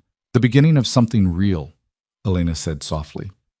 I know this marriage started as a transaction. I know you hate him for trapping you this way, but people can surprise you, Mina Filia. Even criminals. Even men who kill for a living. Mara wanted to argue, to insist that Lucien was exactly what he appeared to be. Cold, ruthless, incapable of genuine feeling. But she kept remembering the look on his face when he'd found her in that warehouse. The raw fury and something else. Something almost like fear. She'd seen him kill 3 men without hesitation, watched him issue orders that would end lives, witnessed the absolute control he maintained over himself and everyone around him. But in that moment when he'd pulled her against his chest, when his hands had shaken as they checked her for injuries, he'd been something other than the untouchable crime lord. He'd been human, vulnerable, real. I don't know what to do with any of this, Mara admitted. I don't know how to be his wife. I don't know how to survive in his world without losing myself. Then don't survive, Elena said. Live. There's a difference. Surviving is about endurance, about getting through each day without breaking. Living is about finding moments of joy, even in darkness, about holding on to who you are, no matter what circumstances demand. That sounds impossible. Most worthwhile things are. Elena smiled, though exhaustion was already pulling at her features. Now go home. Rest. You can't take care of anyone else if you don't take care of yourself first.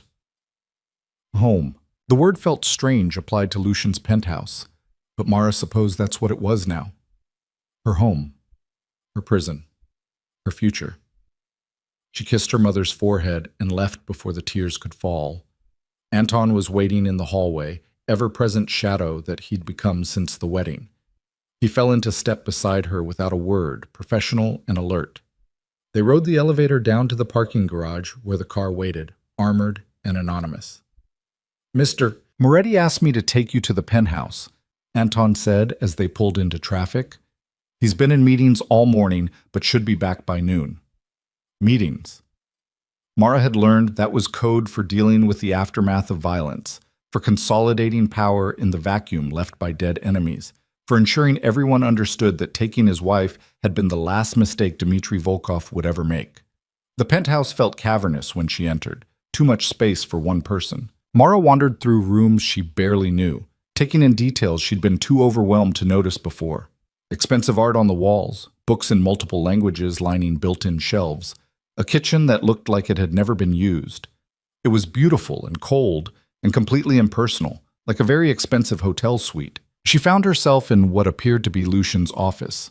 Dark wood desk, floor-to-ceiling windows overlooking the city, walls lined with filing cabinets that probably contained enough evidence to put him away for life. A photograph sat on the desk, the only personal item she'd seen anywhere in the penthouse. Mara picked it up carefully. It showed a younger Lucian, maybe early 20s, standing beside an older man who shared his features. Both were smiling, rare expression on Lucian that transformed his face into something almost gentle. "That's my father." Mara spun around, nearly dropping the frame. Lucian stood in the doorway, jacket slung over one shoulder, tie loosened, looking exhausted in a way she hadn't seen before. "I'm sorry. I didn't mean to pry." "It's fine." He crossed to the desk, taking the photograph from her hands. His fingers traced the frame's edge, a gesture so unconsciously tender it made Mara's chest ache. "He died 10 years ago. Heart attack. I was 24. "I'm sorry," Mara said quietly. "Don't be. He lived the life he chose, died in his sleep surrounded by family. As far as endings go in our world, that's about as good as it gets." Lucian set the photo down carefully, then looked at her properly for the first time since entering. "You went to see your mother. How did you know?" "Because I would have done the same thing. After violence, we seek out what matters most. It's human nature." He moved to the window, hands in his pockets, staring out at the city spread below. "She's doing well. The doctors are optimistic about her recovery timeline." "You've been checking on her." "Of course, she's your mother. That makes her important." The casual way he said it, like it was obvious, made something twist in Mara's chest. She joined him at the window, maintaining careful distance between them.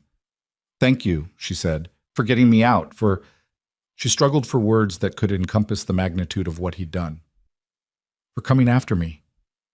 "Did you think I wouldn't?" Lucien's voice was quiet, almost curious.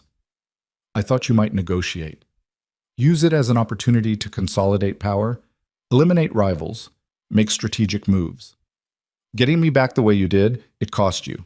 Territory, alliances, leverage. I'm not worth that much." He turned to face her fully, and the intensity in his dark eyes made her breath catch. "You're my wife. That makes you worth everything." "I'm your wife on paper," Mara corrected. "A replacement for the woman you actually chose.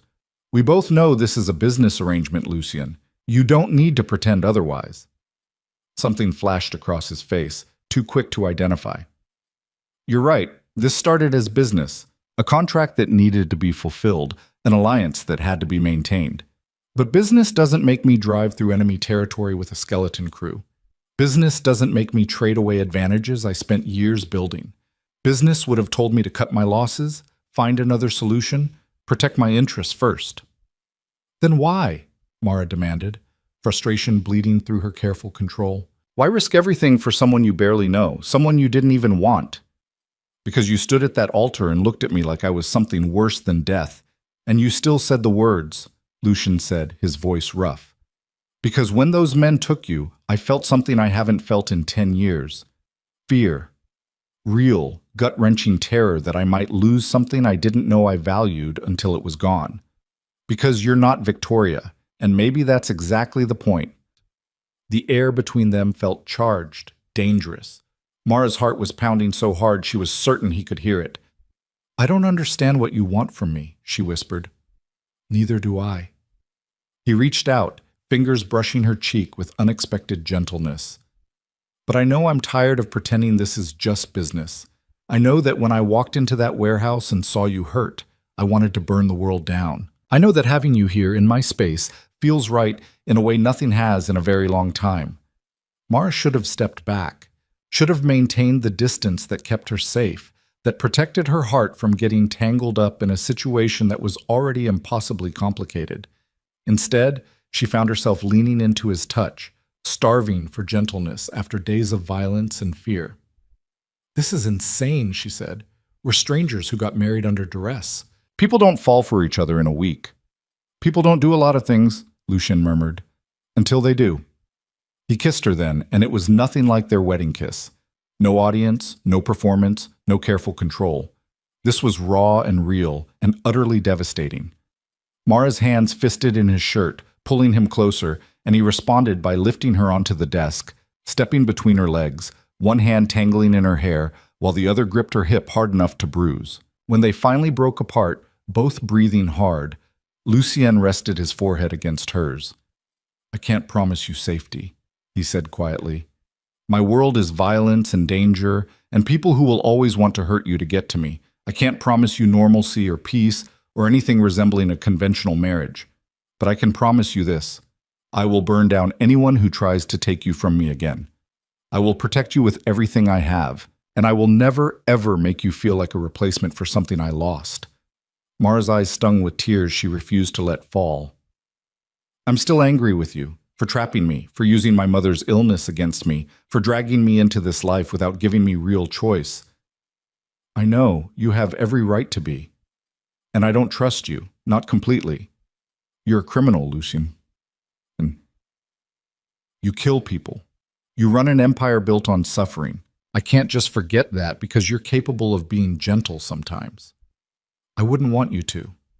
His thumb traced her jaw, the touch achingly tender. Don't soften for me, Mara.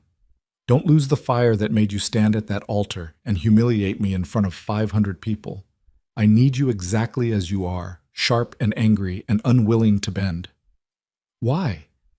The question came out broken, vulnerable. Because everyone else in my life either fears me or wants something from me. You just want your mother safe and your freedom back. That honesty is rare, valuable. I won't ask you to compromise it. He stepped back, giving her space, and Mara felt the loss of his warmth like a physical ache. She slid off the desk, smoothing her clothes, trying to regain some equilibrium. What happens now? She asked. Now we figure out how to actually be married, Lucien said. The contract is fulfilled, the alliance is secure, your mother is safe. We could maintain separate lives, polite distance, the kind of arrangement many couples in our world have. Or we could try to make this real. See if what we're feeling is just adrenaline and proximity, or something that could actually become... He trailed off, seeming uncertain for the first time since she'd met him. Something worth keeping, Mara finished softly. Yes. She thought about her mother's words, about the difference between surviving and living. Thought about the way Lucien had looked at her in that warehouse, the way his hands had shaken when he'd held her. Thought about the impossible situation they'd been forced into and the surprising tenderness that had somehow grown in the cracks. I can't promise to fall in love with you, she said carefully. I can't promise to forgive what you and my father did, or to accept this life without question, but I can promise to try, to give this a real chance instead of just enduring it. Something that might have been hope flickered in Lucien's eyes. That's more than I expected. More than I deserve, probably. Probably, Mara agreed, but she was almost smiling. The next few weeks passed in a strange kind of domesticity that Mara had never imagined possible. Lucien was gone often, meetings, business, the endless demands of running a criminal empire. But when he was home, he was unexpectedly present. They had dinner together most nights, conversations that started awkward and gradually became easier. He told her about his childhood, about inheriting his father's position too young, about the weight of responsibility and the isolation of power. She told him about Sao Paulo, about working 3 jobs and never quite making enough, about her mother's strength and the crushing fear of watching her slowly die, about growing up knowing her father existed somewhere but didn't want her, about building walls around her heart to protect against that particular abandonment. I hated him for so long, Mara admitted one night over wine on the penthouse balcony, the city glittering below them. James, my father. I hated him for leaving, for choosing his legitimate family over us, for all the years we struggled while he lived in luxury. And now? Now? Lucien prompted. Now I don't know what I feel. He's trying, in his way. Checking on my mother, making sure I have everything I need. It doesn't erase the past, but it's something. Maybe that's all we get. Imperfect people trying to make amends for imperfect choices. That's remarkably generous of you. Or remarkably desperate, Mara said wryly. I'm rewriting my entire understanding of family, morality, what kind of life I want. I have to be generous, or I'll drown in bitterness. Lucien reached across the small table, lacing his fingers through hers. The gesture had become natural over the past weeks, small touches that grounded them both. You're stronger than you give yourself credit for. Most people would have broken under the pressure you've faced. You just keep adapting, surviving, finding ways to maintain your humanity in a world designed to strip it away. Is that what you did? Mara asked. Found a way to maintain your humanity? He was quiet for a long moment. I'm not sure I did. I think I traded pieces of it away year after year until violence became easy and mercy became weakness. Until I could order someone's death over dinner and sleep soundly that night. That's not humanity, Mara. That's something else. But you came after me, she said softly. You risked everything, went against your own strategic interests, chose human connection over cold calculation. That's not nothing, Lucian. That's not someone who's lost all their humanity. His grip on her hand tightened. You make me want to be better than I am. That's terrifying and exhilarating in equal measure.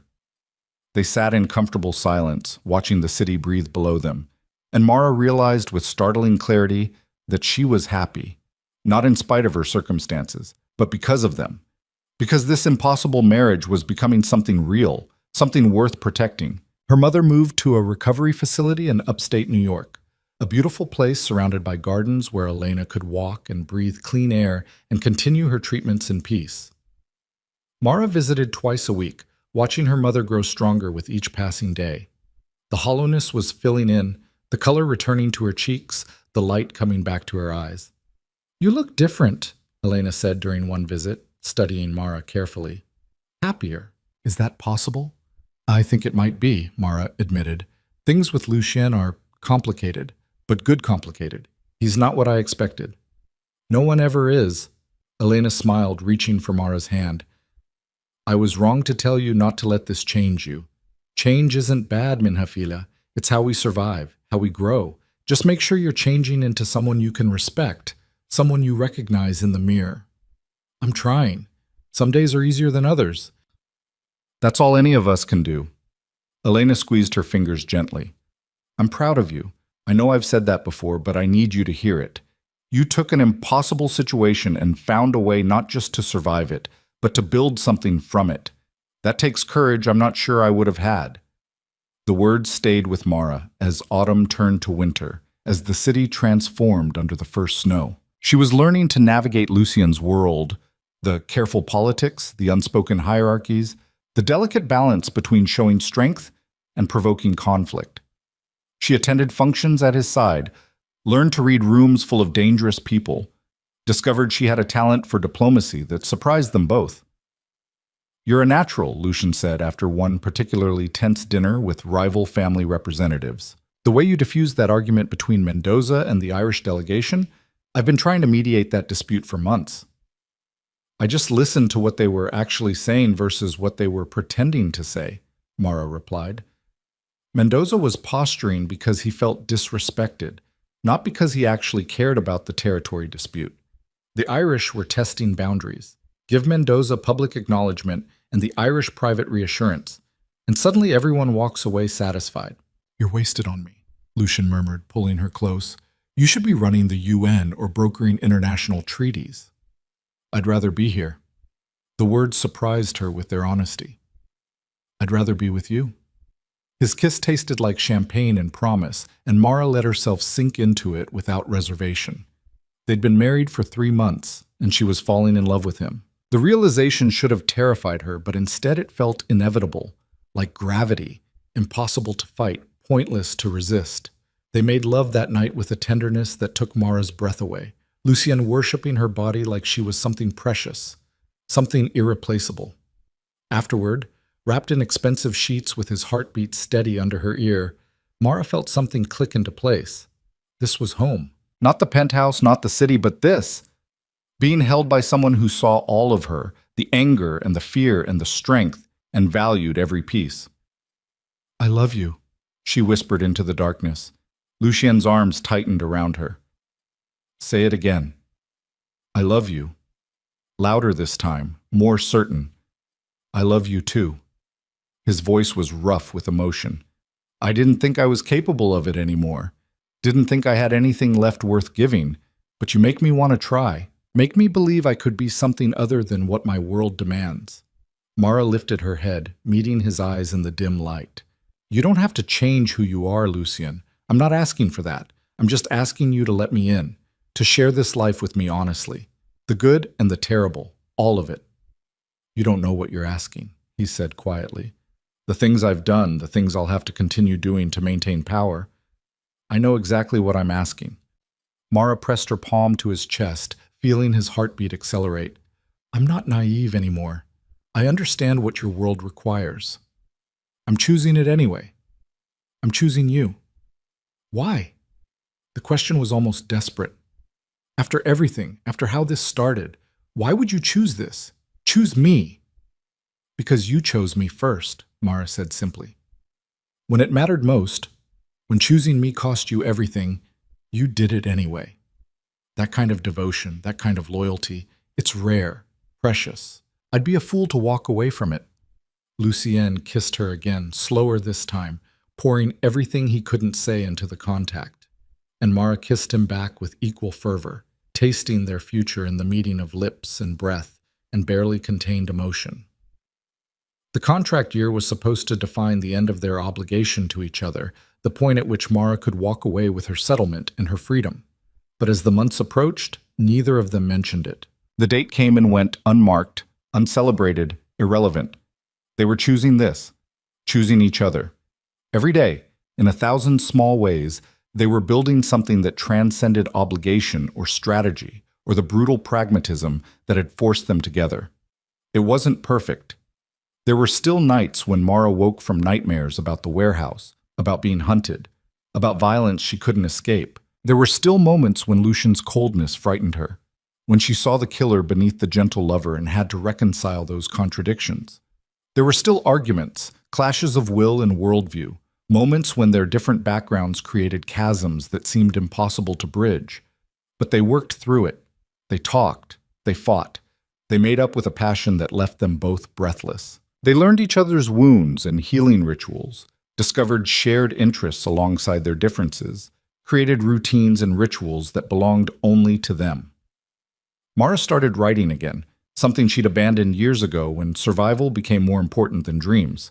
She filled notebooks with observations about this strange new world, with character sketches of the dangerous people she encountered, with reflections on transformation and choice and the complicated nature of love. Lucien read everything she wrote, offering feedback with surprising insight, encouraging her to pursue publication even when she insisted it was just a hobby. You have talent, he said firmly, real talent. Don't waste it because you're afraid of being seen. I'm not afraid, Mara protested. You're terrified, he corrected gently. Being seen means being vulnerable, being judged, risking rejection. I understand that fear intimately, but you taught me that some risks are worth taking. Let me teach you the same lesson. So she submitted a short story to a literary magazine, hands shaking as she hit send. When it was accepted 2 months later, she cried with joy and disbelief in equal measure. Lucien took her to dinner to celebrate, pride evident in every line of his face. This is just the beginning, he said, raising his glass, to my brilliant wife who survived hell and came out writing about it. To my dangerous husband, Mara countered, touching her glass to his, who gave me the freedom to create even in captivity. You were never captive, Lucien said seriously.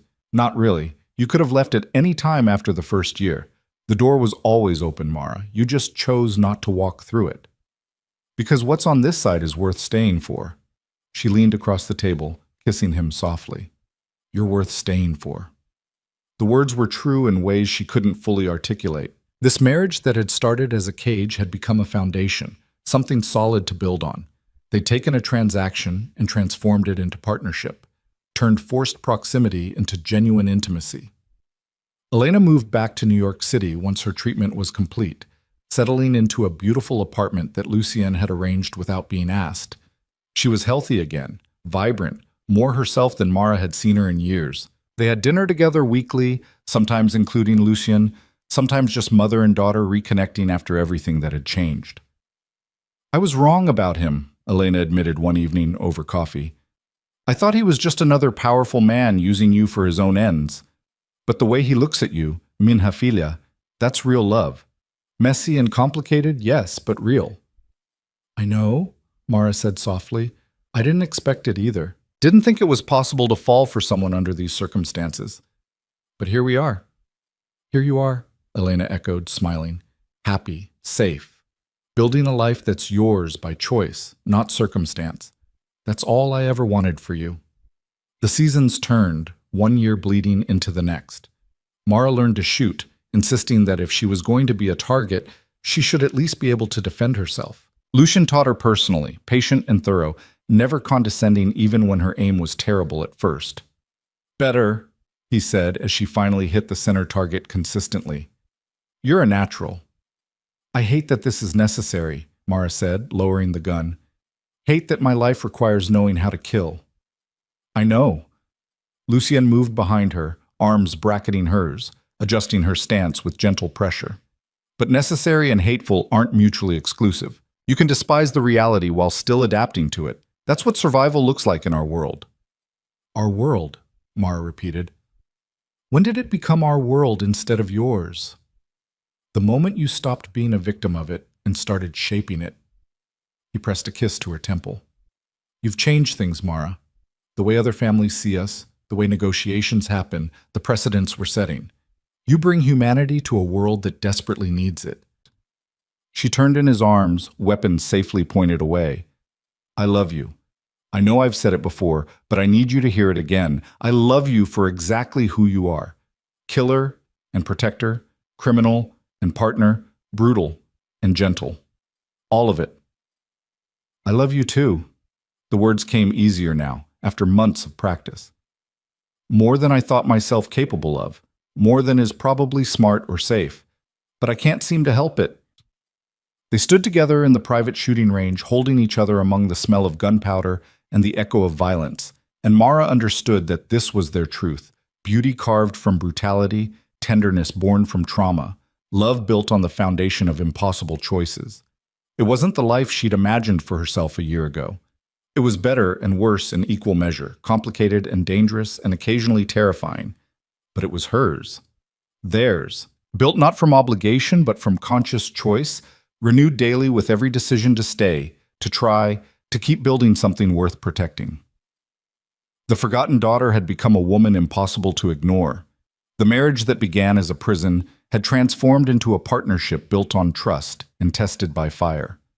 And the future stretched ahead, uncertain but no longer terrifying, because they would face it together. The spring came warm and sudden, transforming the city overnight from gray winter to vibrant green. Mara stood on the penthouse balcony watching cherry blossoms drift past on the breeze, coffee warming her hands, and felt something she'd never expected to feel in this life: contentment. 18 months had passed since the wedding that had felt like a funeral. 18 months of learning to navigate a world she'd never chosen, of transforming from victim to participant, of falling in love with a man who'd started as her captor and become her partner. The journey hadn't been linear or easy, but standing here now, watching the city wake beneath a golden sunrise, Mara couldn't imagine being anywhere else. You're up early.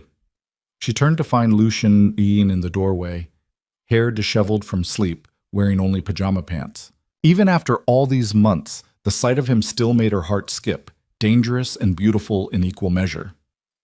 Couldn't sleep, she said. Too much thinking. He crossed to her, wrapping his arms around her waist from behind, chin resting on her shoulder. About? Everything. How much has changed. How different my life is from what I imagined. She leaned back into his warmth. I got an email from my publisher this morning. They want to do a book deal, a full collection of essays about immigration, identity, the space between worlds. Lucien's arms tightened. Mara, that's incredible. Why don't you sound excited?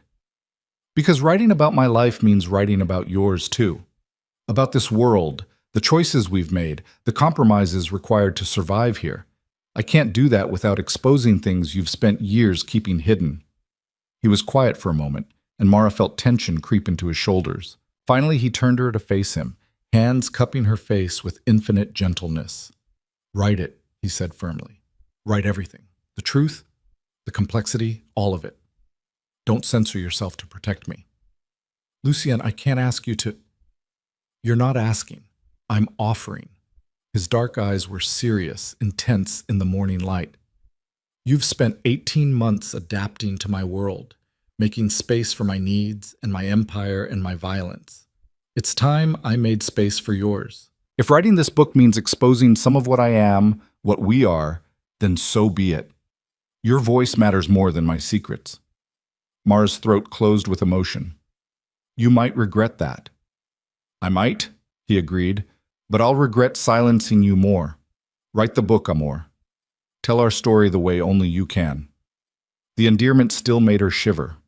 Amor, love in the Italian his father had taught him, reserved only for the most private moments. She kissed him softly, tasting coffee and promise and the future they were still building together.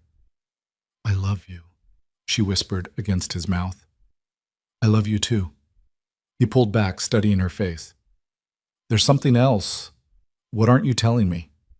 Mara hesitated, then decided honesty was always the right choice between them. My father called yesterday. He wants to have dinner, all of us together. You, me, Catherine, him. A family dinner, he called it. Lucian's expression hardened. How do you feel about that? Conflicted. Mara moved back to the railing, looking out at the city. Part of me wants nothing to do with him. He's the reason I'm in this life, the reason I had to make impossible choices. But another part of me wonders if maybe Elena was right. Maybe imperfect people making imperfect amends is all we get. Maybe I need to decide whether holding on to anger is worth losing the possibility of something better. He doesn't deserve your forgiveness, Lucien said quietly. Not after what he did, how he used you. Maybe not, but maybe I deserve the peace that comes from letting it go. She turned back to him. Will you come with me? To dinner, I mean. I can't do it alone. Of course. He closed the distance between them again. Whatever you need, wherever you need to go, I'm with you. Always. The dinner was scheduled for Saturday at the Harrington estate, the same house where Mara's life had irrevocably changed. She dressed carefully in a designer dress that Lucien had bought her, deep burgundy silk that made her look powerful and untouchable. War paint, she thought wryly, for a battle that would be fought with words instead of weapons. Anton drove them through familiar streets, through the bridge into Westchester, down the tree-lined drive that led to the gray stone mansion. Mara's hands were shaking. Lucien laced his fingers through hers, squeezing gently. We can leave any time you want, he murmured. Just say the word. I know. That knowledge gave her strength. James and Catherine were waiting in the same study where Mara had first learned about the contract that would reshape her existence. James looked older, more worn, the weight of his choices evident in new lines around his eyes. Catherine was elegant as always, but her expression was less frozen than Mara remembered, softened by something that might have been regret. Mara. James stood, uncertain. Thank you for coming. I wasn't sure you would. Neither was I, Mara said honestly. She took a seat, Lucien beside her, solid and reassuring. But I'm here. So say what you need to say. James exchanged a glance with Catherine, who nodded almost imperceptibly. He took a deep breath. I owe you an apology that's 18 months overdue. Longer than that, actually. 25 years overdue. His voice was rough with emotion Mara had never heard from him before. What I did to you, to your mother, was inexcusable. Abandoning you, pretending you didn't exist, then dragging you into this world when I needed something from you. All of it was selfish and cruel and wrong. Yes, Mara said quietly. It was. I told myself I was protecting you by staying away, James continued, that you were better off without this life, without me. But the truth is, I was protecting myself. From responsibility, from the difficulty of explaining you to my wife and legitimate daughter, from having to reconcile the man I wanted to be with the man I actually was. Catherine spoke for the first time, her voice softer than Mara had ever heard it. I knew about you, about Elena. James told me years ago, and I'm ashamed to say I was relieved when he chose to stay away from you both. It was easier to pretend you didn't exist than to face the complication you represented. The admission hung in the air, stark and honest. Victoria knew too, Catherine continued, and now there were tears in her eyes. Before she died, she found documents, photographs of you and Elena. She was planning to reach out, to meet you. She wanted a sister. And then she tried to run from the engagement, and her voice broke. And we lost her. Mara's chest tightened. She'd never allowed herself to think much about Victoria, about the half-sister who'd been a stranger. But hearing that Victoria had wanted to know her created an ache of lost possibility. I don't know how to forgive you, Mara said, the words coming from somewhere deep and raw. I don't know if I can. You took my choices, my freedom, my life, and twisted it to serve your purposes. You used my love for my mother as a weapon against me. That's not something that just goes away because you apologize. I know, James said. I'm not asking for forgiveness, Mara. I'm not sure I deserve it, but I am asking for a chance to try to be better, to be the father I should have been from the beginning. It's too late to fix the past, but maybe it's not too late to build something resembling a relationship going forward. Why now? Mara asked. Why suddenly care after all these years? Because Victoria's death taught me that time isn't infinite, James said quietly. Because watching you navigate this world with such strength and grace makes me proud in a way I have no right to be. Because your mother called me 3 days ago and told me I was a coward for not trying harder to make amends with you. Despite everything, Mara felt a smile tug at her lips. That sounded exactly like Elena, fierce and direct and unwilling to let people hide from their responsibilities. She called you a coward? Among other things, James said, his own mouth quirking, your mother has never been shy about telling me exactly what she thinks of me. It's one of the things I loved about her, actually, that honesty, that refusal to be anything less than completely herself. The past tense stung, loved, not love, reminding Mara that whatever her parents had shared was long over, killed by distance and abandonment and James's choices. Lucian's hand tightened on hers, grounding her. She took a breath. I can't promise to forgive you, she said carefully. Not yet, maybe not ever, but I can promise to try to build something new. Not father-daughter, exactly, but something. We share blood and history and this strange, complicated world. Maybe that's enough to start with. Relief washed across James's face. That's more than I hoped for. Thank you. Don't thank me yet, Mara warned. I'm still angry. I'm still processing everything that happened. There will be days when I can't stand to be in the same room with you, but I'm willing to try because my mother taught me that holding on to rage only poisons the person carrying it.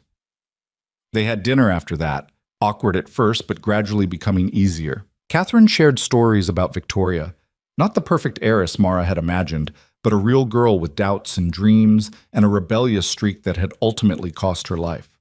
James talked about building his empire, about the choices that had seemed necessary at the time, but haunted him now. And Lucien, surprisingly, opened up about his own father, about inheriting power too young and the isolation that came with it. Mara watched him engage with her father as an equal, watched two powerful men find common ground in their shared understanding of what leadership cost. When the evening ended and they were back in the car heading toward the city, Mara felt lighter than she had in months. How do you feel? Lucien asked. Like maybe healing is possible, Mara said. Not forgetting, not erasing what happened, but finding a way to move forward that doesn't require carrying all that weight forever. That's good. He pulled her close, kissing her temple. You deserve peace, Amor, in every part of your life. The weeks that followed were full in ways Mara had never experienced. She threw herself into writing the book, finding that the words poured out once she gave herself permission to tell the truth. She wrote about Sao Paulo and survival, about her mother's strength and her father's absence. She wrote about the wedding that had felt like a funeral, about learning to navigate violence and power, about falling in love with a man who'd started as her jailer. Elena read early drafts, offering feedback and encouragement. This is important work, Minafila. People need to hear these stories, to understand that survival comes in many forms.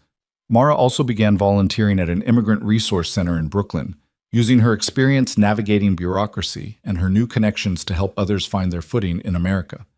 It was satisfying work that grounded her, reminded her of where she'd come from and why that mattered. Lucien supported everything, even when it meant less time together, even when her writing exposed aspects of his world he'd prefer to keep hidden. He read every draft, offered thoughtful feedback, never asked her to soften the truth to protect him. You're making me better, he said one night after reading a particularly raw chapter about the violence inherent in his empire. Forcing me to see myself clearly, to reckon with what I've become. That's uncomfortable, but necessary. Are you angry? Mara asked carefully. No. He set the manuscript aside, pulling her into his lap. I'm grateful. You make me want to be worthy of how you see me. That's a gift, even when it's difficult to receive. They made love that night with a tenderness that still surprised Mara, even after months of intimacy. Lucien worshipped her body like it was sacred, like she was something precious he'd been given charge of protecting. And Mara gave herself over completely, trusting him with her vulnerability in ways she'd never trusted anyone. Afterward, wrapped in sheets that cost more than her mother's entire apartment had, Mara felt a wave of emotion so strong it made her breath catch. What is it? Lucien asked immediately, always attuned to her shifts in mood. I'm happy, she said, and her voice broke on the words. Genuinely, completely happy. I didn't think that was possible a year ago. Didn't think I'd ever feel anything but trapped and angry and desperate. But I'm happy, Lucien. I love my life. I love you. And that's terrifying because it means I have something to lose. He rolled them over, bracing himself above her, dark eyes fierce in the dim light. Nothing is going to take this from us. I won't allow it. You can't control everything, Mara said gently. No matter how powerful you are, some things are outside even your reach. Watch me. The words were arrogant, absolute, utterly Lucien. I've built an empire from nothing, survived wars that should have killed me, protected what's mine against impossible odds. You think I'm going to lose you now, after everything we've survived to get here? I'm not talking about enemies or violence, Mara said. I'm talking about life, about time, about all the ordinary ways we can lose each other. What if you wake up one day and realize this isn't what you wanted? What if I do? Then we figure it out together. Lucien lowered himself, body pressing hers into the mattress, grounding and reassuring. That's what partnership means, Amor. We don't run when things get hard. We don't give up when doubt creeps in. We stay and we fight for what we've built. Promise me, Mara whispered. I promise. He kissed her softly. Every day, in every way that matters, I choose you. I will always choose you. The book was published in early summer to unexpected critical acclaim. Reviewers praised Mara's unflinching honesty, her ability to capture the complexity of survival and choice, the way she refused to make herself purely victim or victor. Sales were strong, and suddenly Mara found herself invited to give readings, to speak at universities, to share her story with audiences who saw themselves in her struggle. Lucien accompanied her to her first public reading at an independent bookstore in the village, standing in the back of the crowded room with Anton at his side. Mara read the chapter about their wedding, about standing at the altar and making vows that felt like surrender. And when she looked up, she found Lucien watching her with an expression that made her voice catch pride, love, and something else, something that looked almost like awe. During the Q&A afterward, a young woman raised her hand. How did you forgive him? The man who forced you into this marriage? How did you get past that to build something real? Mara considered the question carefully. I'm not sure I did forgive him. Not completely. Some wounds don't fully heal. They just become scars we learn to live with. But I did choose to see him clearly, without the filter of my anger or fear. And what I saw was someone as trapped by circumstances as I was, someone trying to survive in a brutal world while maintaining some shred of humanity. That understanding didn't erase what he did, but it created space for something new to grow. She looked at Lucien as she spoke, and he nodded almost imperceptibly, understanding passing between them without words. After the reading, they walked through the village hand in hand, stopping for gelato despite the late hour. The city was alive around them, people laughing and arguing and living their complicated lives, and Mara felt a surge of belonging so strong it brought tears to her eyes. What? Lucien asked, noticing immediately. This. She gestured at the street, the people, the life flowing around them. I never thought I'd have this. Normal moments in the middle of our extraordinary life. Gelato after a book reading. Walking through the city with the person I love. It seemed impossible. Nothing about us is normal, Lucien said, amusement coloring his voice. No, Mara agreed, but we found a way to create normal moments anyway. That's what matters. They walked in comfortable silence for a while, finishing their gelato, watching the city breathe around them. Finally, Lucien spoke. I have something for you. He pulled a small box from his pocket, simple black velvet. Mara's heart stuttered. Lucien, it's not what you think, he said quickly. Open it. Inside was a key, old and ornate, a attached to an address tag. What is this? A house, Lucian said. In the hills outside the city. I bought it 3 months ago and have been having it renovated. It's yours, Mara, completely yours. A place where you can write, where your mother can visit, where we can build something that belongs to both of us, instead of just existing in my space. Mara stared at the key, emotion clogging her throat. The penthouse had always felt like Lucian's territory, beautiful but impersonal, a reflection of his taste and his life before her. The idea of a space that was theirs, built together, chosen together, felt monumental. Can we see it? She asked. Now? Right now. They drove north as night fell properly dark, the city lights fading behind them. The house was in a quiet neighborhood, set back from the road behind old trees. Colonial style, painted soft gray with white trim, flower boxes beneath the windows already planted with herbs and blooms. Inside, it was perfect. Not too big, not ostentatious, just beautiful and warm and clearly designed with Mara in mind. There was a library with floor-to-ceiling shelves already filled with books she loved, a sun-drenched office with a view of the garden, a kitchen that was actually meant for cooking, not just display, guest rooms for Elena, for friends, for the life they were building. The master bedroom is upstairs, Lucian said, watching her explore with barely contained hope. I had them install a reading nook by the window like you mentioned wanting once. And there's a studio in the converted garage if you want space dedicated just to writing. Mara turned to him, tears streaming freely now. This is too much. It's not enough, Lucian said firmly. You've given me everything, Mara. Your forgiveness, your trust, your love. You've made me believe I could be something other than what this life demanded. A house is the least I can give you in return. She kissed him then, deep and desperate and full of emotion she couldn't articulate. He responded immediately, lifting her, carrying her up the stairs to the bedroom that would become theirs, laying her down on the bed with infinite gentleness. They made love surrounded by boxes still waiting to be unpacked, in a house that represented everything they'd built together and everything they were still building. And when Mara finally fell asleep in Lucian's arms, she dreamed not of violence or fear, but of a future full of quiet moments and chosen family and love that had been forged in fire and emerged stronger for it. The house became their refuge. They spent weekends there, away from the demands of Lucian's empire and Mara's growing public profile. Elena visited often, delighting in the garden and the peace, in watching her daughter build a life that was genuinely hers. James came once, awkward and uncertain, bringing expensive wine and old photographs of Mara as a child that Elena had sent him over the years. It was strange seeing herself through his eyes, seeing evidence that he'd at least kept track of her existence even when he'd refused to be part of her life. I'd like to be part of your life now, he said, carefully, if you'll let me, not as a replacement for what should have been, but as something new, whatever shape that takes. Mara considered him. This man who'd caused so much pain but was genuinely trying to make amends. She thought about forgiveness and healing, about the difference between forgetting and moving forward. Okay, she said finally, we can try. It wasn't easy. There were still moments of anger, of resentment that flared hot and unexpected. There were arguments and uncomfortable silences and the constant navigation of complicated emotions.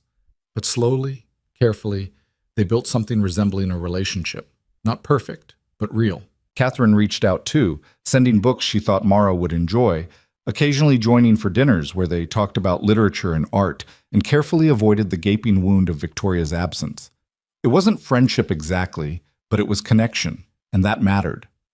2 years after the wedding that had felt like a funeral, Mara stood in the garden of their house, surrounded by people who'd become family in unexpected ways. Elena was there, healthy and vibrant, laughing at something Anton said. James and Catherine had come, bringing champagne and genuine warmth.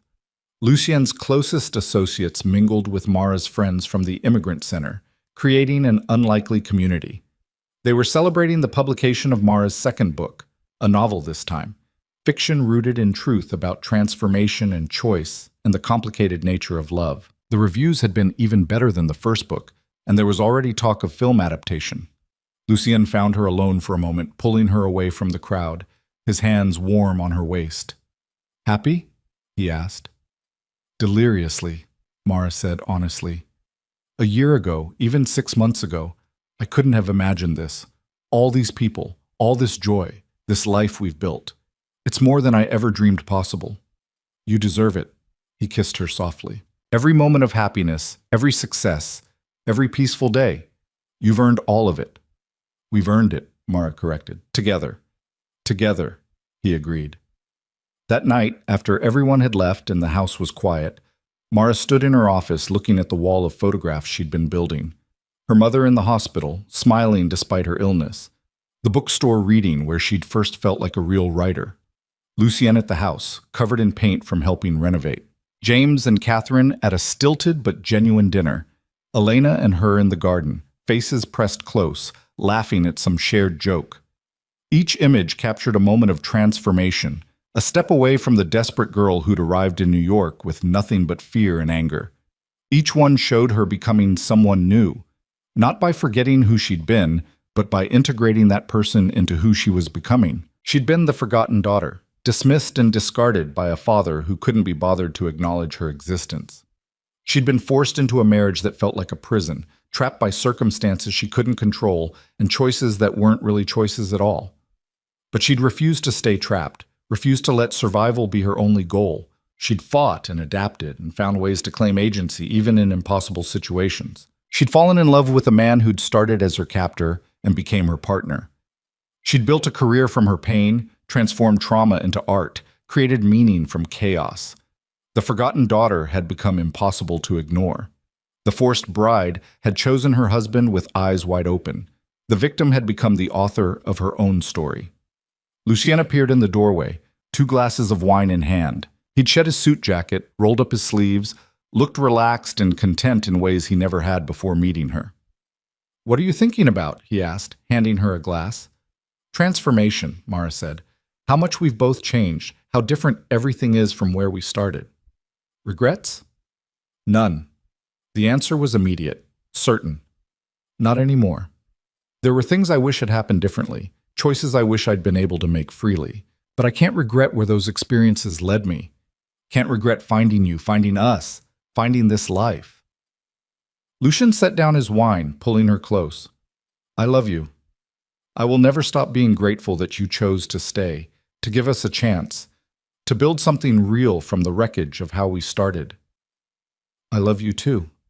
Mara pressed her face against his chest, listening to the steady beat of his heart. "Thank you for letting me transform us both, for being brave enough to change with me instead of forcing me to change alone." They stood together in the quiet house, holding each other as night deepened around them, and Mara understood that this was the ending she'd been writing toward all along. Not perfect, not simple, but honest and hard-won and completely theirs. The contract that had forced them together was long expired and forgotten. The marriage that had begun as obligation had become partnership. The love that shouldn't have existed had taken root and flourished against all odds. Mara Moretti had been forged in fire and emerged stronger for it. She'd taken a life she never chose and made it her own through sheer force of will and stubborn refusal to be broken. She'd found family in unlikely places, built bridges across impossible divides, created beauty from brutality. And standing here in the home they'd chosen together, in the arms of the man she'd chosen despite everything, Mara felt something she'd chased her entire life finally settle into place. She felt free. Not because she'd escaped, but because she'd stopped running. Not because circumstances had changed, but because she had. Not because the cage had opened, but because she'd realized she'd been holding the key all along. The forgotten daughter could never be erased again. The forced bride had become a woman of power and purpose. And the future stretched ahead, uncertain but no longer frightening, because she would face it on her own terms, with people who chose her as fiercely as she chose them. This was her story, her life, her choice, and it was exactly where she was meant to be.